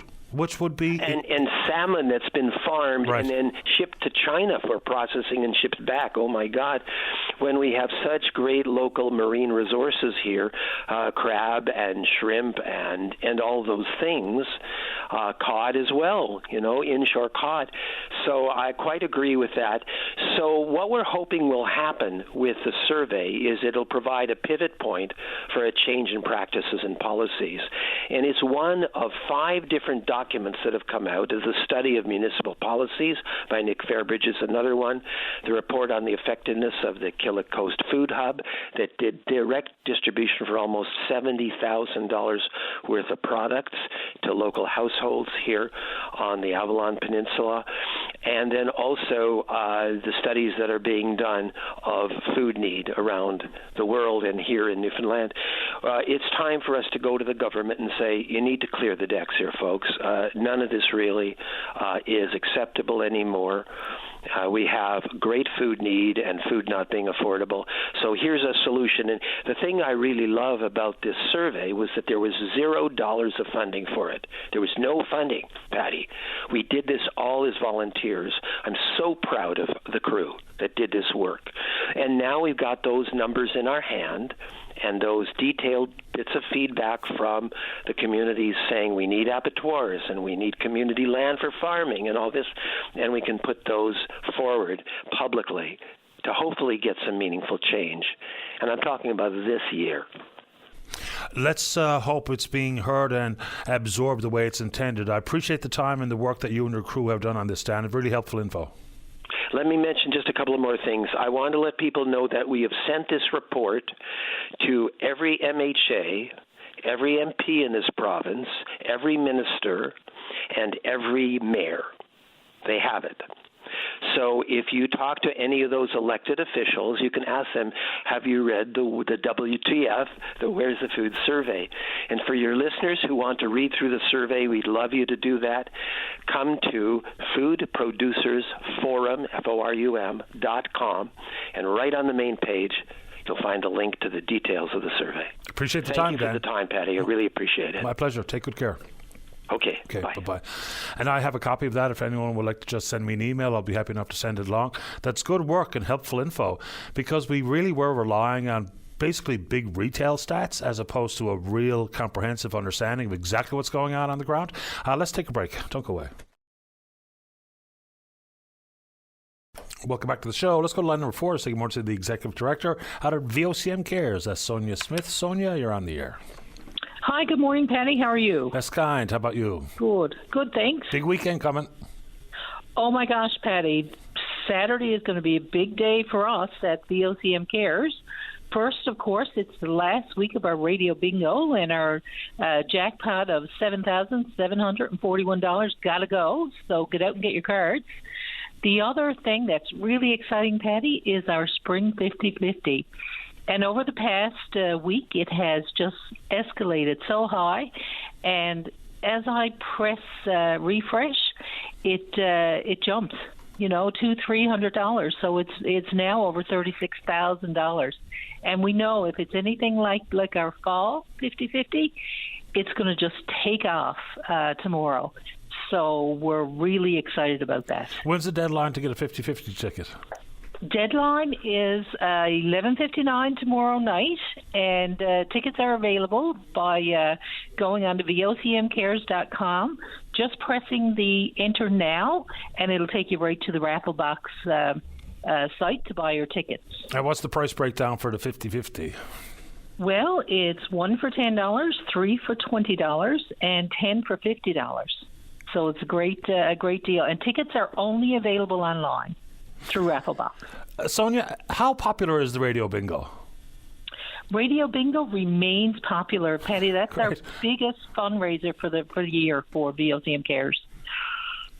I'm glad to hear it, because, of course, it's not just the opportunity to have a bit of fun for the listener playing bingo at home, and I've done it in the past. Actually, I should ask, am I eligible to win anything as a staff member? As a staff member of VOCM or as a staff member of Stingray, you're eligible to buy tickets. But as staff members of VOCM Cares, we can't buy tickets, and our board members can't buy tickets. Yeah, fair enough, because it never even crossed my mind, because I've bought some radio bingo tickets in the past. I was wondering if I was just throwing my money away in case I hit the straight line. Nope, you can buy tickets. Just VOCM Cares Foundation staff can't buy tickets. You know, I think people hear VOCM Cares and they have a base understanding of what you folks do. Give us an idea of what you've been working on this year. Absolutely. Well, Patty, our fundraising, of course, goes to support charitable organizations in the province. And this 50-50 will be helping to support the Lions Clubs throughout the province as well. So we're very excited about that. But we grant charitable organizations funds to help them do their good work. Organizations like Kids Eat Smart and Canadian Cancer Society, Boys and Girls Clubs, all over the province. We've had the town of Westport and Coachman's Cove on the west coast, and those towns are applying for funding, and we granted it to provide programs for their seniors. You know, so there's all kinds of organizations out there that VOCM Cares supports, and it's through Radio Bingo and the 50-50 tickets that we're able to do that. Obviously, incredibly important work, and you know, like many charitable organizations, times have changed, I will suggest, because I've done work with charities and not-for-profit groups, and it was always difficult, but it's becoming a little tighter out there for a variety of reasons. So we're pleased to hear that the program that is Bingo, your most significant fundraiser, remains popular. Hopefully that'll continue for years to come, and $7,600 in the jackpot that has to go this weekend is nothing to sneeze at, so that's pretty good. The 50-50, I think the number you just used was $36,000, which is a whopping big prize, so there's a lot on the line this weekend. That's right, and that 50-50 is going to grow higher and higher. So I guess the question is, how high is it going to go? Yeah, 1 for 10, 3 for 20. I'm going to have to grab myself $20 worth because I could use 36,000 plus. I appreciate the time, Sonia. Anything else this morning? No, that's everything, Patty. Thank you so much. But I also wanted to thank all those Radio Bingo players out there and the Lions Clubs, of course, for their support throughout the year. And thank the 50-50 people who are purchasing tickets, and we'll purchase them tomorrow. Thank you so much for your amazing support. Happy to do it, Sonia. Thanks for this. Have a good weekend. Thank you, Patty. I'll be clicking refresh tomorrow to see how high it's going. Like you would, and let us know. Okay, thanks, Patty. You're welcome. Take care. You too. Bye-bye. Bye-bye. All right, there you go. So who doesn't love a bit of 50-50 or a bit of bingo? Have you ever played the radio bingo, Dave? It's a bit of fun. We've done that at home a few times. And so apparently I'm eligible to win if I am lucky enough to strike a bingo. All right, let's check in on the Twitter box. We're VOCM Openline. Follow us there. I've had a couple of people request copies of the Food Producers Forum report that says, "Where's the food?" It's actually very enlightening information that's been gleaned as a result of their pretty extensive survey that they've just completed. So once again, if you want a copy of that report, we can indeed provide it to you. In addition, it's really good to hear from Dan Rubin that every member of the House of Assembly and all municipal mayors have a copy of it. So, and it's not in the form of fair warning, but if you are one of these municipal leaders and or elected members of the House of Assembly, it's quite likely that in our future conversations we will be talking about whether or not you've read it, what you make of it, where you think we should go with the numbers that have been described by the Food Producers Forum. Let's take a break for the newscast. When we come back, plenty of time for you to wrap up this Friday program right here on Open Line. Don't go away. You're listening to a rebroadcast of VOCM Open Line. Have your say by calling 709-273-5211 or 1-888-590-8626 and listen live weekday mornings at 9 a.m. Welcome back to the show. Let's go to line number 1. Sean, you're on the air. Yes, good day, sir. How are you? Doing okay. How about you? Pretty good. I'm calling today regarding something that VOCM and NTV had aired regarding my son. Had some legal issues, and of course, someone copied and pasted a court docket and thought it was newsworthy. And I just want to phone and let the viewers know, and VOCM and NTV, that behind every headline that someone just copied and pasted, there's a person behind that, and there's a story behind that. And I just want an opportunity just to share a little bit of information. Sure, happy to have the information shared. Just basically, the story is that a 23-year-old, your son, was arrested, I think it was just shortly after midnight, talking about reports walking on the road while yelling and swinging a weapon. There was no injuries suffered, but that's the assault. It's assault with a weapon charge that has been laid, possession of a weapon for a dangerous purpose and resisting arrest. So you say there's more to it. Like what? Oh, absolutely. First off, I'd like to thank the LCM for airing personal laundry like that. It gives us an opportunity now to publicly be able to speak. We've got a few posts on Facebook and stuff. Before, I wanted to remain private, but now I have the opportunity to come out with this.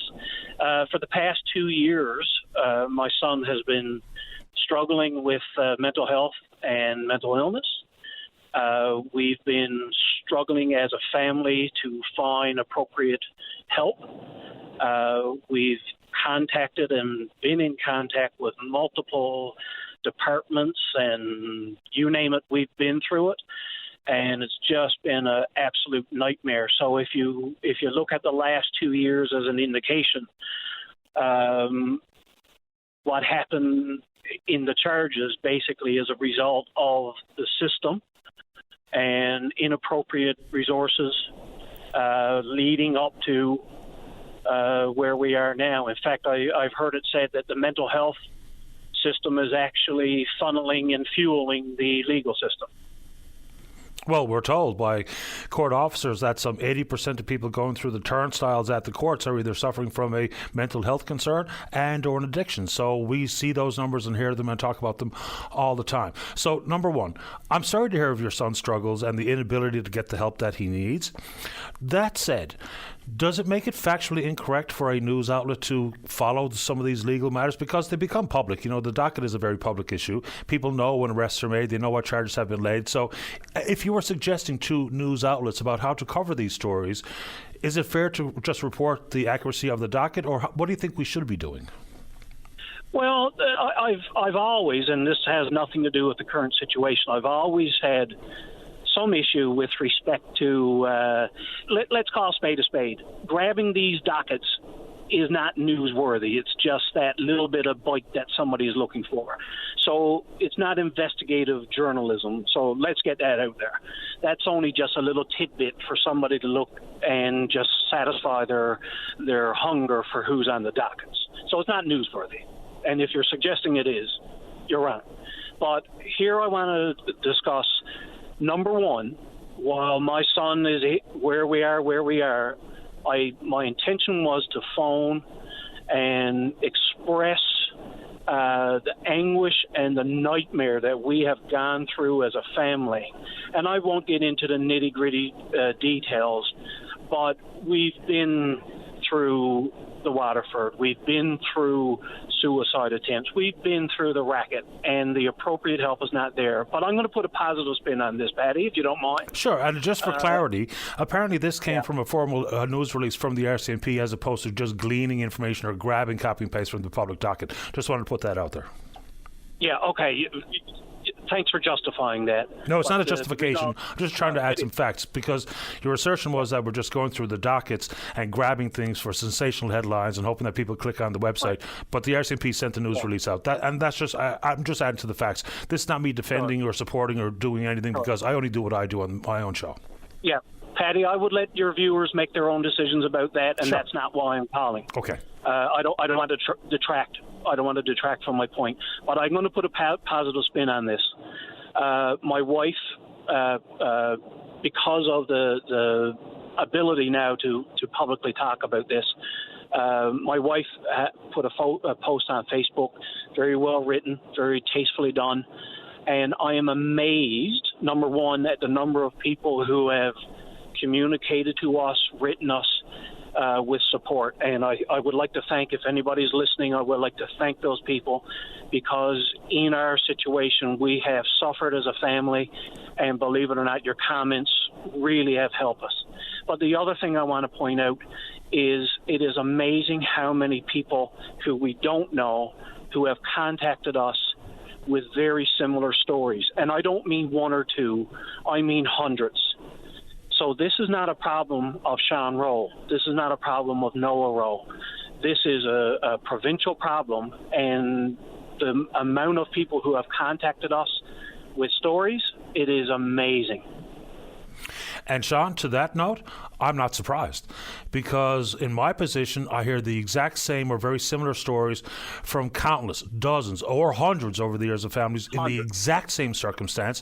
So, you know, regardless of a single or an isolated incident, I think there's a real conversation to be had about just how many of these incidents happen because of the possibility of the lack of support or services. It's one thing to have support in your social circles, another thing to have support inside your family, but you need formal access, because you can do everything you can to love and to shepherd your son, but without the formal professional supports, then you can only do as much as you can do as a loving father. So I think we can all wrap our minds around that concept. Exactly. And I'll share this. I'm an educator. I deal with students, parents all the time. I deal with those issues all the time. And even before this has occurred to our family, I struggled with helping those people. But I want to follow up on a point you just made, is that there's care, but there's no follow-up care. The care basically is, let's throw a prescription, let's meet with someone 10 minutes, let's throw a prescription at them and see if it works. There's no follow-up. And you might say, oh, this is available, fact teams are out there and all that. Try to get access to it. Try it. Just really try to, you can't do it. It's almost impossible. The only reason that I ever talk to the issue of where people can possibly find support, because I think I would be betraying myself and the show and the listeners if we didn't add to it, because some of the confusion out there, I would suggest, Sean, is that not everybody knows exactly where they can turn, because in moments of crisis and confusion, sometimes all you really need is for someone to say, here's where I would try. And we always use the word try, because I never guarantee anything to anybody on that front, because that would be me being a complete and utter fool. So I totally understand the restrictions and the problems with access, long-term and otherwise. So I go back to a comment I heard from Vince Withers. He's with the Eating Disorder Foundation. He told me to be thoughtful and to give consideration to the fact that if I want to say that there's nothing out there for you, then people will possibly or continually not even try to get support. So that's how I've tried to come at it for myself as my starting thought process. But I get it, and I hear the stories, and you hear me talking about them. It's one thing for the supports to be out there on paper. It's quite another for them to be clinically operational. In practice, I agree. One of the comments that I've made for a lot actually is, we're navigating through the mental health system and finding it very difficult because there is no. Well, first off, my son is an adult, so that sort of throws everything out the window. But obviously, there's issues there that as parents we want to help out with.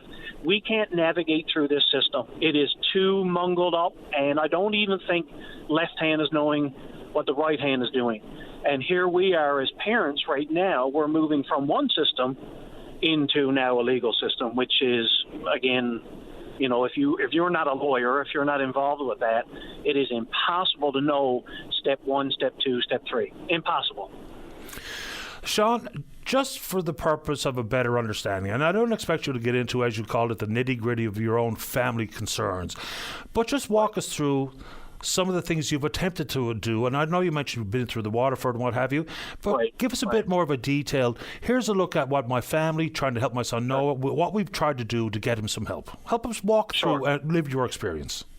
Sure, no problem. First, I'm going to start off by saying, like Noah, when he graduated from high school, one of the tops in his class, volunteer awards, volunteered in his community, multiple belts in mixed martial arts, gold Duke of Edinburgh. So we're talking about a well-grounded young fella. He went to university. He was doing engineering. At the second, third year, he was having some mental health issues, suicidal thoughts. And again, I'm not going to get into intimate details, but I'll say he's been at the Waterford assessment, like emergency, turned away because they felt there was no immediate threat. A lot of times he was released, and of course we're not from St. John's, so we would go in every time, and sometimes he would be released with no contact to us, so just thrown aboard of a cab. One time he was thrown aboard of a cab and sent home and said, "Here's a tuna fish sandwich." Like, it made no sense. So that's just one example. He's been brought to the health science a couple of times. We've reached out to various counselors. I personally have called various counselors in and around the Gander area. And by the way, if they're listening, you've yet to return my call from 2 years ago. I've called the Canadian Mental Health Association. We've called, he's been involved with the student services.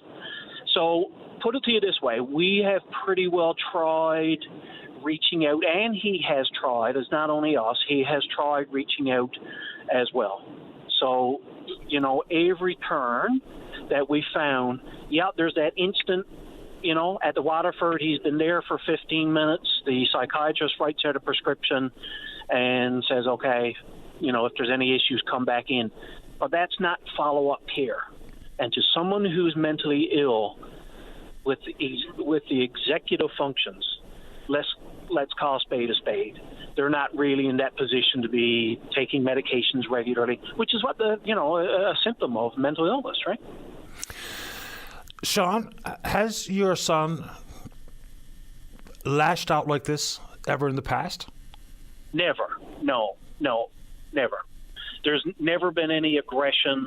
There's never been any issues with respect to violence. In fact, even during that particular evening, we had no indication whatsoever. So, there's been no history of violence whatsoever. 2 questions.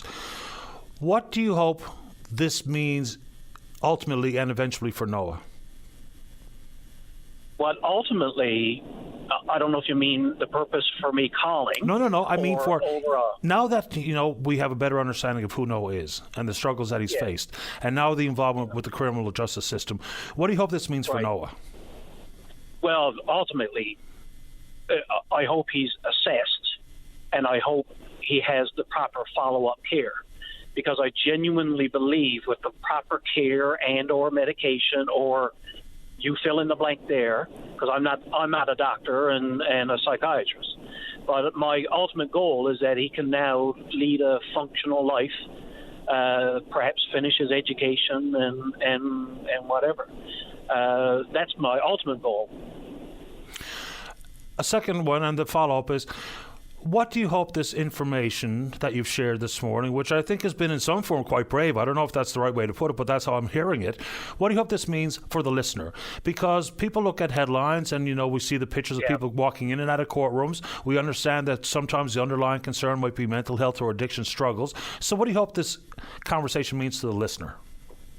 Well, to a listener, very easy. I will put it to you this way. From the responses we have had on my wife's Facebook, our comments to each other was there has to be more follow-up from us, me and her. There has to be more advocacy. There has to be more reaching out. There has to be more done. So to the listener, I'm saying the system, yes, while it's faulted, you are not alone. And you need to speak to someone. You need to speak out. You need to bombard Tom Osborne's office with messages. You need to bombard Andrew Fury's office.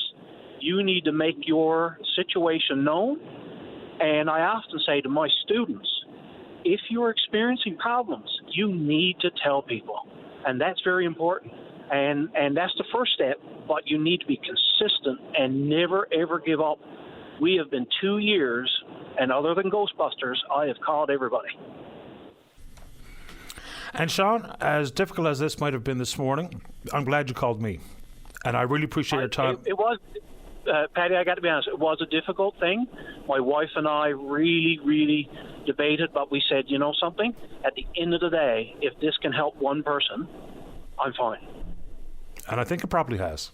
And fingers crossed that's the outcome here. Sean, I wish you and your wife well. Please say hello to her for me. I know she's also struggling with this particular issue.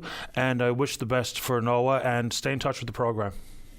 Right on. Thank you. Thank you for your time. Thank you, Sean. Bye-bye. Let's go ahead and take a break. Don't go away. Welcome back to the program. Let's go to line number 3. Jackie, you're on the air. Hi, Patty. I'm just calling in response to the last caller that called. My family have been struggling with, I have a daughter. She's an adult. She has a Bachelor of Nursing. During her last year of nursing, she was going through something. She had 2 great losses, and it affected her very badly. Since then, my daughter, she grew up, Patty, she was such a beautiful child, involved in everything, never violent, never, just a perfect all-round child. She went to university. She worked very hard. She got a Bachelor of Nursing. And something happened in her last year of nursing. And this is 7 years now. My family have been struggling with it. I believe one of the biggest problems, they say there's no stigma, but they're trying to eliminate it with mental health issues. But when you don't get the right proper mental health, then you try to self-medicate. And a lot of times what happens is you turn to drugs, or you turn to alcohol, or you turn to other addictions. And at the end of the day, if you go to the Waterford Hospital, or someone forces you even to go to the Waterford Hospital, they look at you, they pass you a pamphlet, they may give your loved one some drugs, and then they're all mixed up all together. Then they send them back out onto the street. Patty, you don't know how many times. Do you know, one time I went to the Waterford, it was that bad for my daughter. She ended up in the criminal system. Now, of course, all the charges got dismissed because she is trying. She's been trying this 7 years to get the help she needs. Our family has been fighting for her. I had to tell the lady down to the Waterford and politicians, I'm after calling everybody, anybody, and everything. I fought for her to get her off the streets because I was worried what might happen to her. And what happened did happen. She was beaten, robbed, raped. And now her mental health issues are even worse.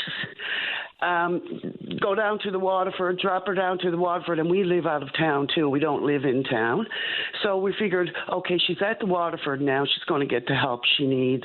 The professionals are there. We don't know what to do with her because we're not trained in that area, but we love her and we don't want to see her hurt or harmed. We want her to get better the best way we can. And you go down there, they give her drugs that they change her drugs. Then she's all messed up again.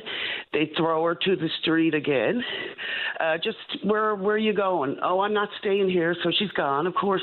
And the catch-22 is that they say she's got to want to help.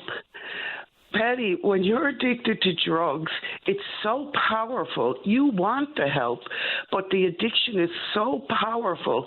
If you don't get someone to stand up for you and fight for you, you're lost.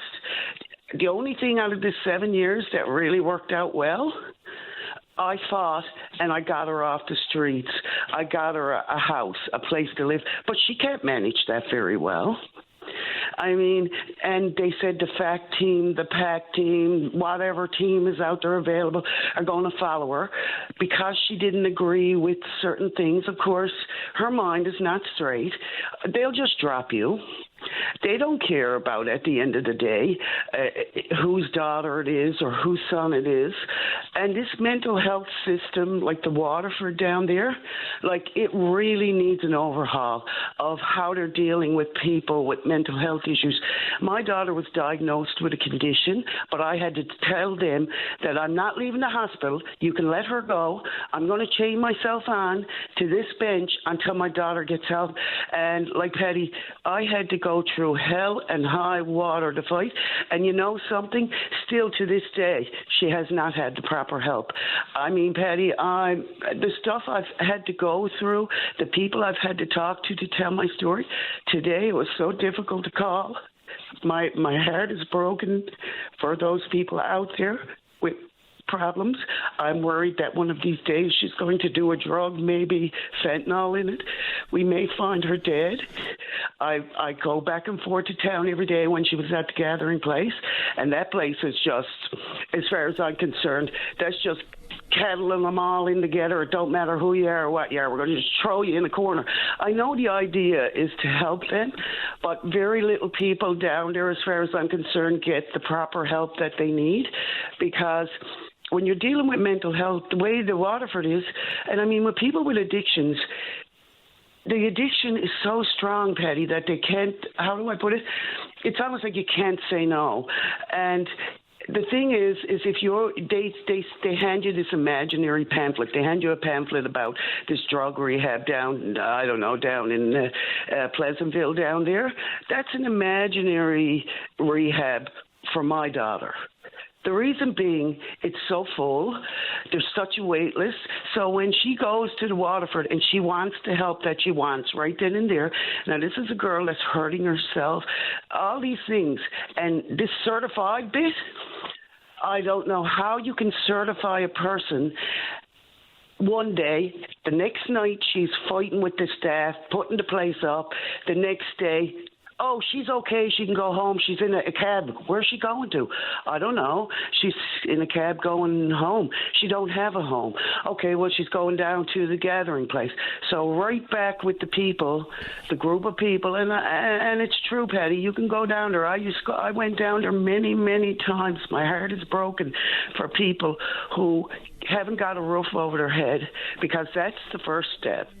The second step is dealing with them doctors down to the Waterford. Look, I know some of them get great reviews. In my opinion, they got failing reviews. Yeah, well, I mean, certainly the way the system's currently working and the people so-called falling through the cracks and what that means for them and their families is heartbreaking. And I mean, I'm not personally and intimately involved with a family member, thanks be to God. But when I hear these stories, I have the same emotional reaction every time. Jackie, I really do have to go, but do you have anything quickly you'd like to say before we say goodbye? I really think that someone should look at how they are dealing when they get intaked at the Waterford Hospital and the medications that they're giving them and all this.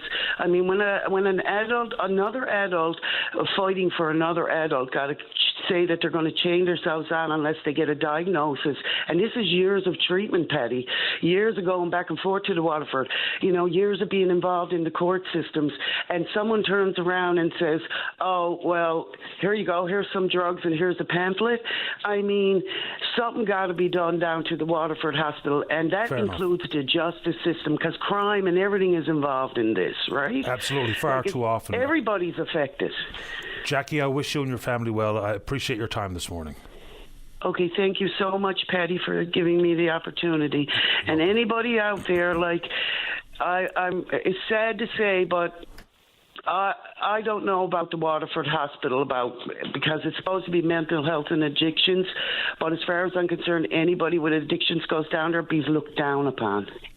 It needn't or shouldn't be the way. I appreciate your time, Jackie. You take good care. Thank you, Patty, and you have a good day. You too. Bye-bye.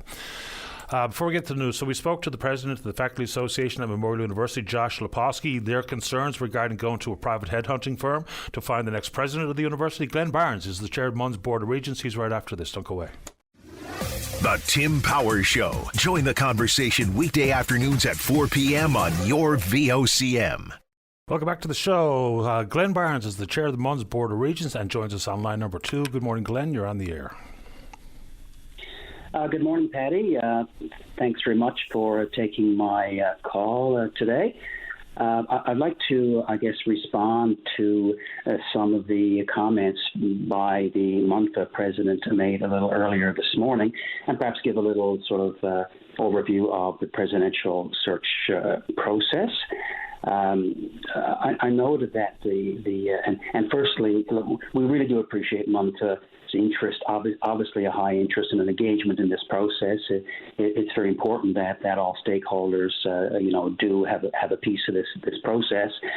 Because after all, I mean, Memorial University's president is a significant position in the province, and as we all know, Memorial University is a very important institution in the province, as it really helps in many ways shape the province going forward. the selection of a president is the most important piece of work that the Board of Regents is responsible to undertake and follow through, and this time will be sort of no different for sure. The President of Month, I think, seemed to indicate that this will be a closed or secret search process, and they want an open process. There's been no indication by the Board of Regents or by the Presidential Search Committee that this will be a closed or secret process. No indication of that at all. In fact, the Presidential Search Committee, following the presidential search policy that MUN has been populated broadly from constituencies across the university. For example, there's 6 members of Senate actually sitting on it, which is the single largest group, if I wanted to talk about groups of being represented. 4 of those are Munster members. And we have 2 the 4 student unions represented, one of whom is also a senator. We have the Board of Regents represented. We have the public represented. We have the academic administrators represented, the staff represented. So it's a broadly represented committee, and all those people have been placed on the committee through whatever sort of selection or election processes that each of those constituencies have done by themselves. This is completely up to each constituency how they elect or appoint the members to the committee. So that's the representative question. But so how will it be transparent? Describe that feature, because even if you have a representative group inside this presidential search committee or selection committee, how will the rest of the so-called stakeholders ensure that they are informed with where we are, who's being considered, those types of things? Because representation is one thing, the sharing of information is another, isn't it? Yeah, I agree. And basically, the committee, they've decided, of course, the committee unanimously, by the way, including all the Munster reps, Senate reps who are Munster members, unanimously voted and agreed to go with an external consultant. But the next one of the next pieces, really, once we get that consultant in place, is the committee needs to make a decision in terms of what the process will look like, and there's been lots of discussion already about open, close, and kind of thing, and the discussions have to take place in terms of what's the best process for memorial, open, close, somewhere in between, some hybrid. Those decisions and discussions have not been had yet, and they will be. Also, part of the presidential search process will be public consultations. There will be consultations held around the province, as well as internally in the university. So lots of opportunity for involvement, for comment, and so on. Also, I've committed to keep everybody informed as best I can. I've met with Senate twice already. We'll be continuing to do that. We've issued update statements to the university community and the large community through the Mon Gazette and so on to keep people up to date and apprised. But to your point, how will people know? The search consultant, unlike what was said this morning, the search consultant is not a decision maker. It's a resource that helps suss out candidates, search candidates, because they have the expertise. They have the sort of the worldwide contacts. We don't have that to make sure we get a good broad pool of candidates. But they don't make any decisions. They don't make any recommendations. They provide information and provide it to the committee, and the committee really is who makes recommendations forward ultimately to the Board of Regents. But that said, Glenn, how does that jibe with your comment that there's no capacity for MUN to hire the staff? So if they make recommendations, there still has to be an additional step to the process to eventually select one candidate or another. So how does that jibe with your thoughts that you don't have the capacity and the expertise on site? That's nothing to do with the capacity of our Human Resources Department as being a search consultant. The search committee's mandate under the policies is to bring a recommendation back to the Board of Regents, because the Board of Regents is the legal body who actually hires the president. In terms of where we go, there's been lots of discussion about would this be an entirely secretive process, or should there be public presentations by candidates or shortlisted candidates? That may well be. I mean, those decisions have not at all been made yet, and in fact, that is one of the next steps for the search committee to give good consideration to what is the best path forward to make sure we have the broadest and best pool of candidates, that we don't sort of I suppose scare off some candidates who, if they know it's public presentations, may not apply because they have fear their current employers will know that they're looking for employment. Balance that against exposure to the university community. So is there a balance in the middle? There may be. Don't know yet. That process is certainly unfolding. I think Montha's comments about open searches are valid. I'm not saying it's not valid. It is. But the search committee has to balance out all of these things, because academic searches are purely academic searches are quite public, because I think most maybe all are people who are tenured, so whose jobs are protected, and if it's known they're looking for another job, or they don't get this job, they go back to the job they had, and life goes on. That's the way academia works. But with the presidential search, the president may, and the candidate may not be tenured professors at their current institutions. We've had presidents before who were not tenured professors. We've had people from other sort of areas of academic and university management. So we can't assume that there will be all tenured people whose jobs are protected, and if their employers know they're looking, may not be happy, but they have protected jobs. So we can't assume that at all. So again, those are things that the committee really will grapple with to come up with what they feel is the most appropriate process for the university. Having listened to the concerns about secretiveness and closeness, absolutely. I can tell you that I was a regent during a previous search. I was not on the search committee, and so some of my sort of observations, I suppose, back then are playing into my views as well in this. But of course, I'm just the chair of the committee. I do not tell the committee what to do. I facilitate the committee. I have a vote, but this is not the chair of the board's committee. This is a democratic committee, and that's the way it's going to be. So, very quickly before I run out of time here, people will say, well, the process didn't work in 2020 when Vian Timmins was hired. We gleaned more information that became problematic for some members of the university community. So is there going to be change in the process for a deeper dive into the potential candidates? Because it didn't necessarily work in 2020. So are you going to change the process and the mandate or terms of reference for the headhunting firm? Well, I'm not going to speak to prior searches because I wasn't on search committee, so it wouldn't be fair for me to speculate on what the search committee's discussions were. But certainly, I think our current search committee, is very aware of the importance of in-depth searches, in-depth analysis, I suppose, if I can use that term, of candidates. As the saying goes, turn over every rock, be as broad and deep a dive as possible in terms of selecting candidates, and I have no doubt that process will be followed again this time, and maybe stronger than last time. I have no doubt about that. Glenn, I really appreciate your time this morning. We all anxiously wait how this all unfolds. Thank you very much. Appreciate it. Thank you. Bye, Glenn. Glenn Barnes, Chair of the Mons Board of Regents. Final break of the morning and the week. When we come back, the opposition leader is Tony Wakeham. He's next. Don't go away. Welcome back to the show. Let's go to line number one. Say good morning to the PC member for Stephenville Port. He's the leader of the official opposition. That's Tony Wakeham. Tony, you're on the air.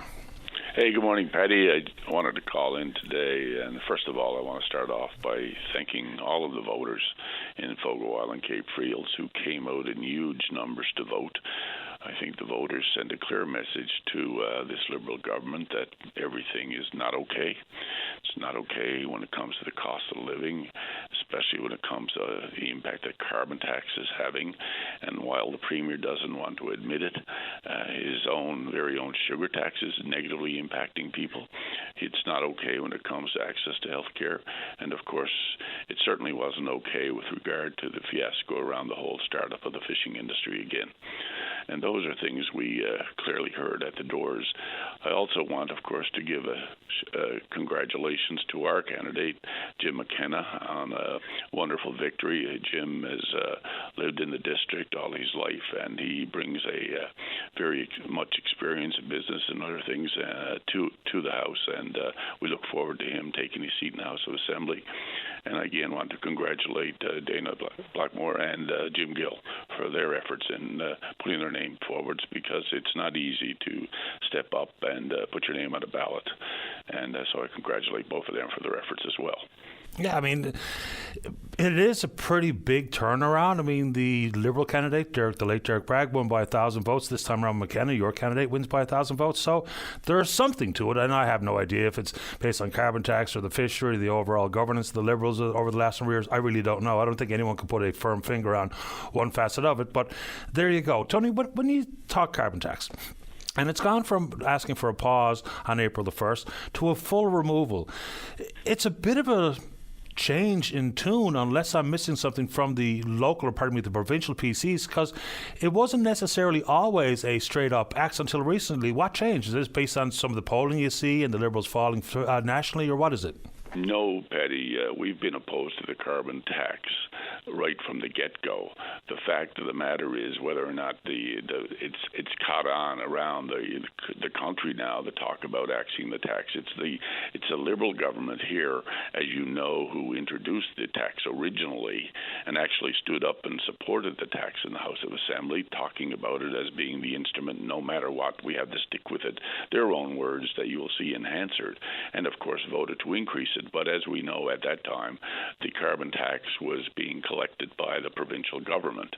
We were opposed to carbon tax right from the get-go, always have been, always will be. It is not the right instrument. It needs to go. I have said numerous times on your show and other places that what we ought to be doing is looking at technology, not taxation, as a way of reducing our country's carbon footprint, and I believe Newfoundland and Labrador is well positioned to do that.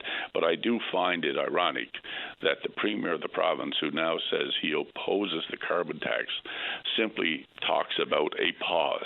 I have asked the Premier, this Liberal government, on 2 occasions this past week, do you agree with axing the tax? And we have not got an answer on that, because that's what needs to happen. The tax needs to be eliminated. It is not simply the right tool for now. It is not the right tool. And we have seen that. We have not seen any evidence that I'm aware of in the country that says this carbon tax has actually led to a reduction in carbon emissions. So we all want to see carbon emissions reduced. But if let's see what other things we ought to be doing besides taking money out of people's pockets.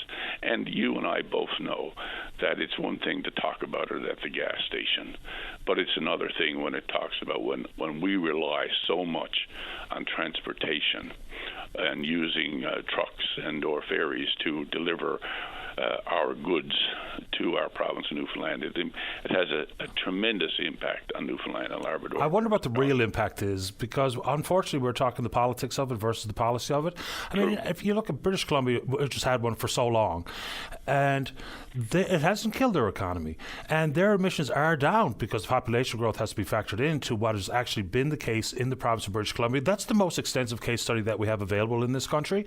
I mean, even if we talk about the price of food, no carbon tax in the United States, their food inflation is more stubborn than ours. So I think if we're going to be all trying to do our collective best here. I would really hope that if something as fundamental as a carbon tax is if we really get down to the brass tacks about what the cost really is. I know what it is at the pump, but what is it for the other facets of life? And transportation is a real thing. The PBO said two different things. The Liberals, they hang their hat on the fact that people get back more in the rebates, so 7 or 8 out of 10. But the overall economic impact, most people are worse off. So we just need to include both sides to come up with a conversation about what can work and talk about coming out of our pocket. Regardless of what's employed, I'm going to pay for it somehow. No question, no matter how. Regardless if we're talking carbon sequestration or otherwise, me and you as taxpayers, we're going to end up footing the vast majority of that bill, regardless of the innovation or the tech employed. Tony, because we're at 12 o'clock, I'll let you have the final thoughts. And I want to talk to you again next week about projects in your own backyard, specifically World Energy. Absolutely, we'd love to, and we'll reach out and touch base on that. But one of the frustrating things I think that I find, and I'm hearing people talking, well, we can talk all about carbon tax and that. When you go and talk to the people in the streets, when you go and talk to people living in rural Newfoundland and Labrador, they will clearly talk about the impacts. What they see is the impacts. Small business owners will talk about it. And while there was some relief in the federal budget for small business, it's a very small amount of money, and I don't think it's going to have significant changes. But I do believe that our own government has a real opportunity to do something that it should have done. Because, again, he used the Premier's own words on 2 occasions. He talked about behavior modification. Sugar tax was going to be used to modify people's behavior so they consume less sugar. We know it's not working because the revenue is going up, not down. Sure. And so at the same time, this is not the right time for this instrument. It's not the right time for sugar tax. Let's use education. Let's educate people about the disadvantages of too much sugar and what damages it can cause to your health. Let's do that through education, not taxation. That's what I want to focus our attention on. Tony, let's talk wind next week. Absolutely. Okay. Appreciate the time. Have a nice weekend. You too. Bye. Okay, bye-bye. All right, good show today. Big thanks to all hands who support the program, and we will indeed pick up this conversation again on Monday morning, right here on VOCM and Big Land FM's Open Line. On behalf of the producer, David Williams, I'm your host, Paddy Daly. Have yourself a safe, fun, happy weekend. Talk Monday. Bye-bye. Hey, it's Ryan Seacrest. Life comes at you fast, which is why it's important to find some time to relax. A little you time. Enter Chumba Casino. With no download required, you can jump on anytime, anywhere for the chance to redeem some serious prizes. So treat yourself with Chumba Casino and play over 100 online casino-style games, all for free. Go to ChumbaCasino.com to collect your free welcome bonus. Sponsored by Chumba Casino.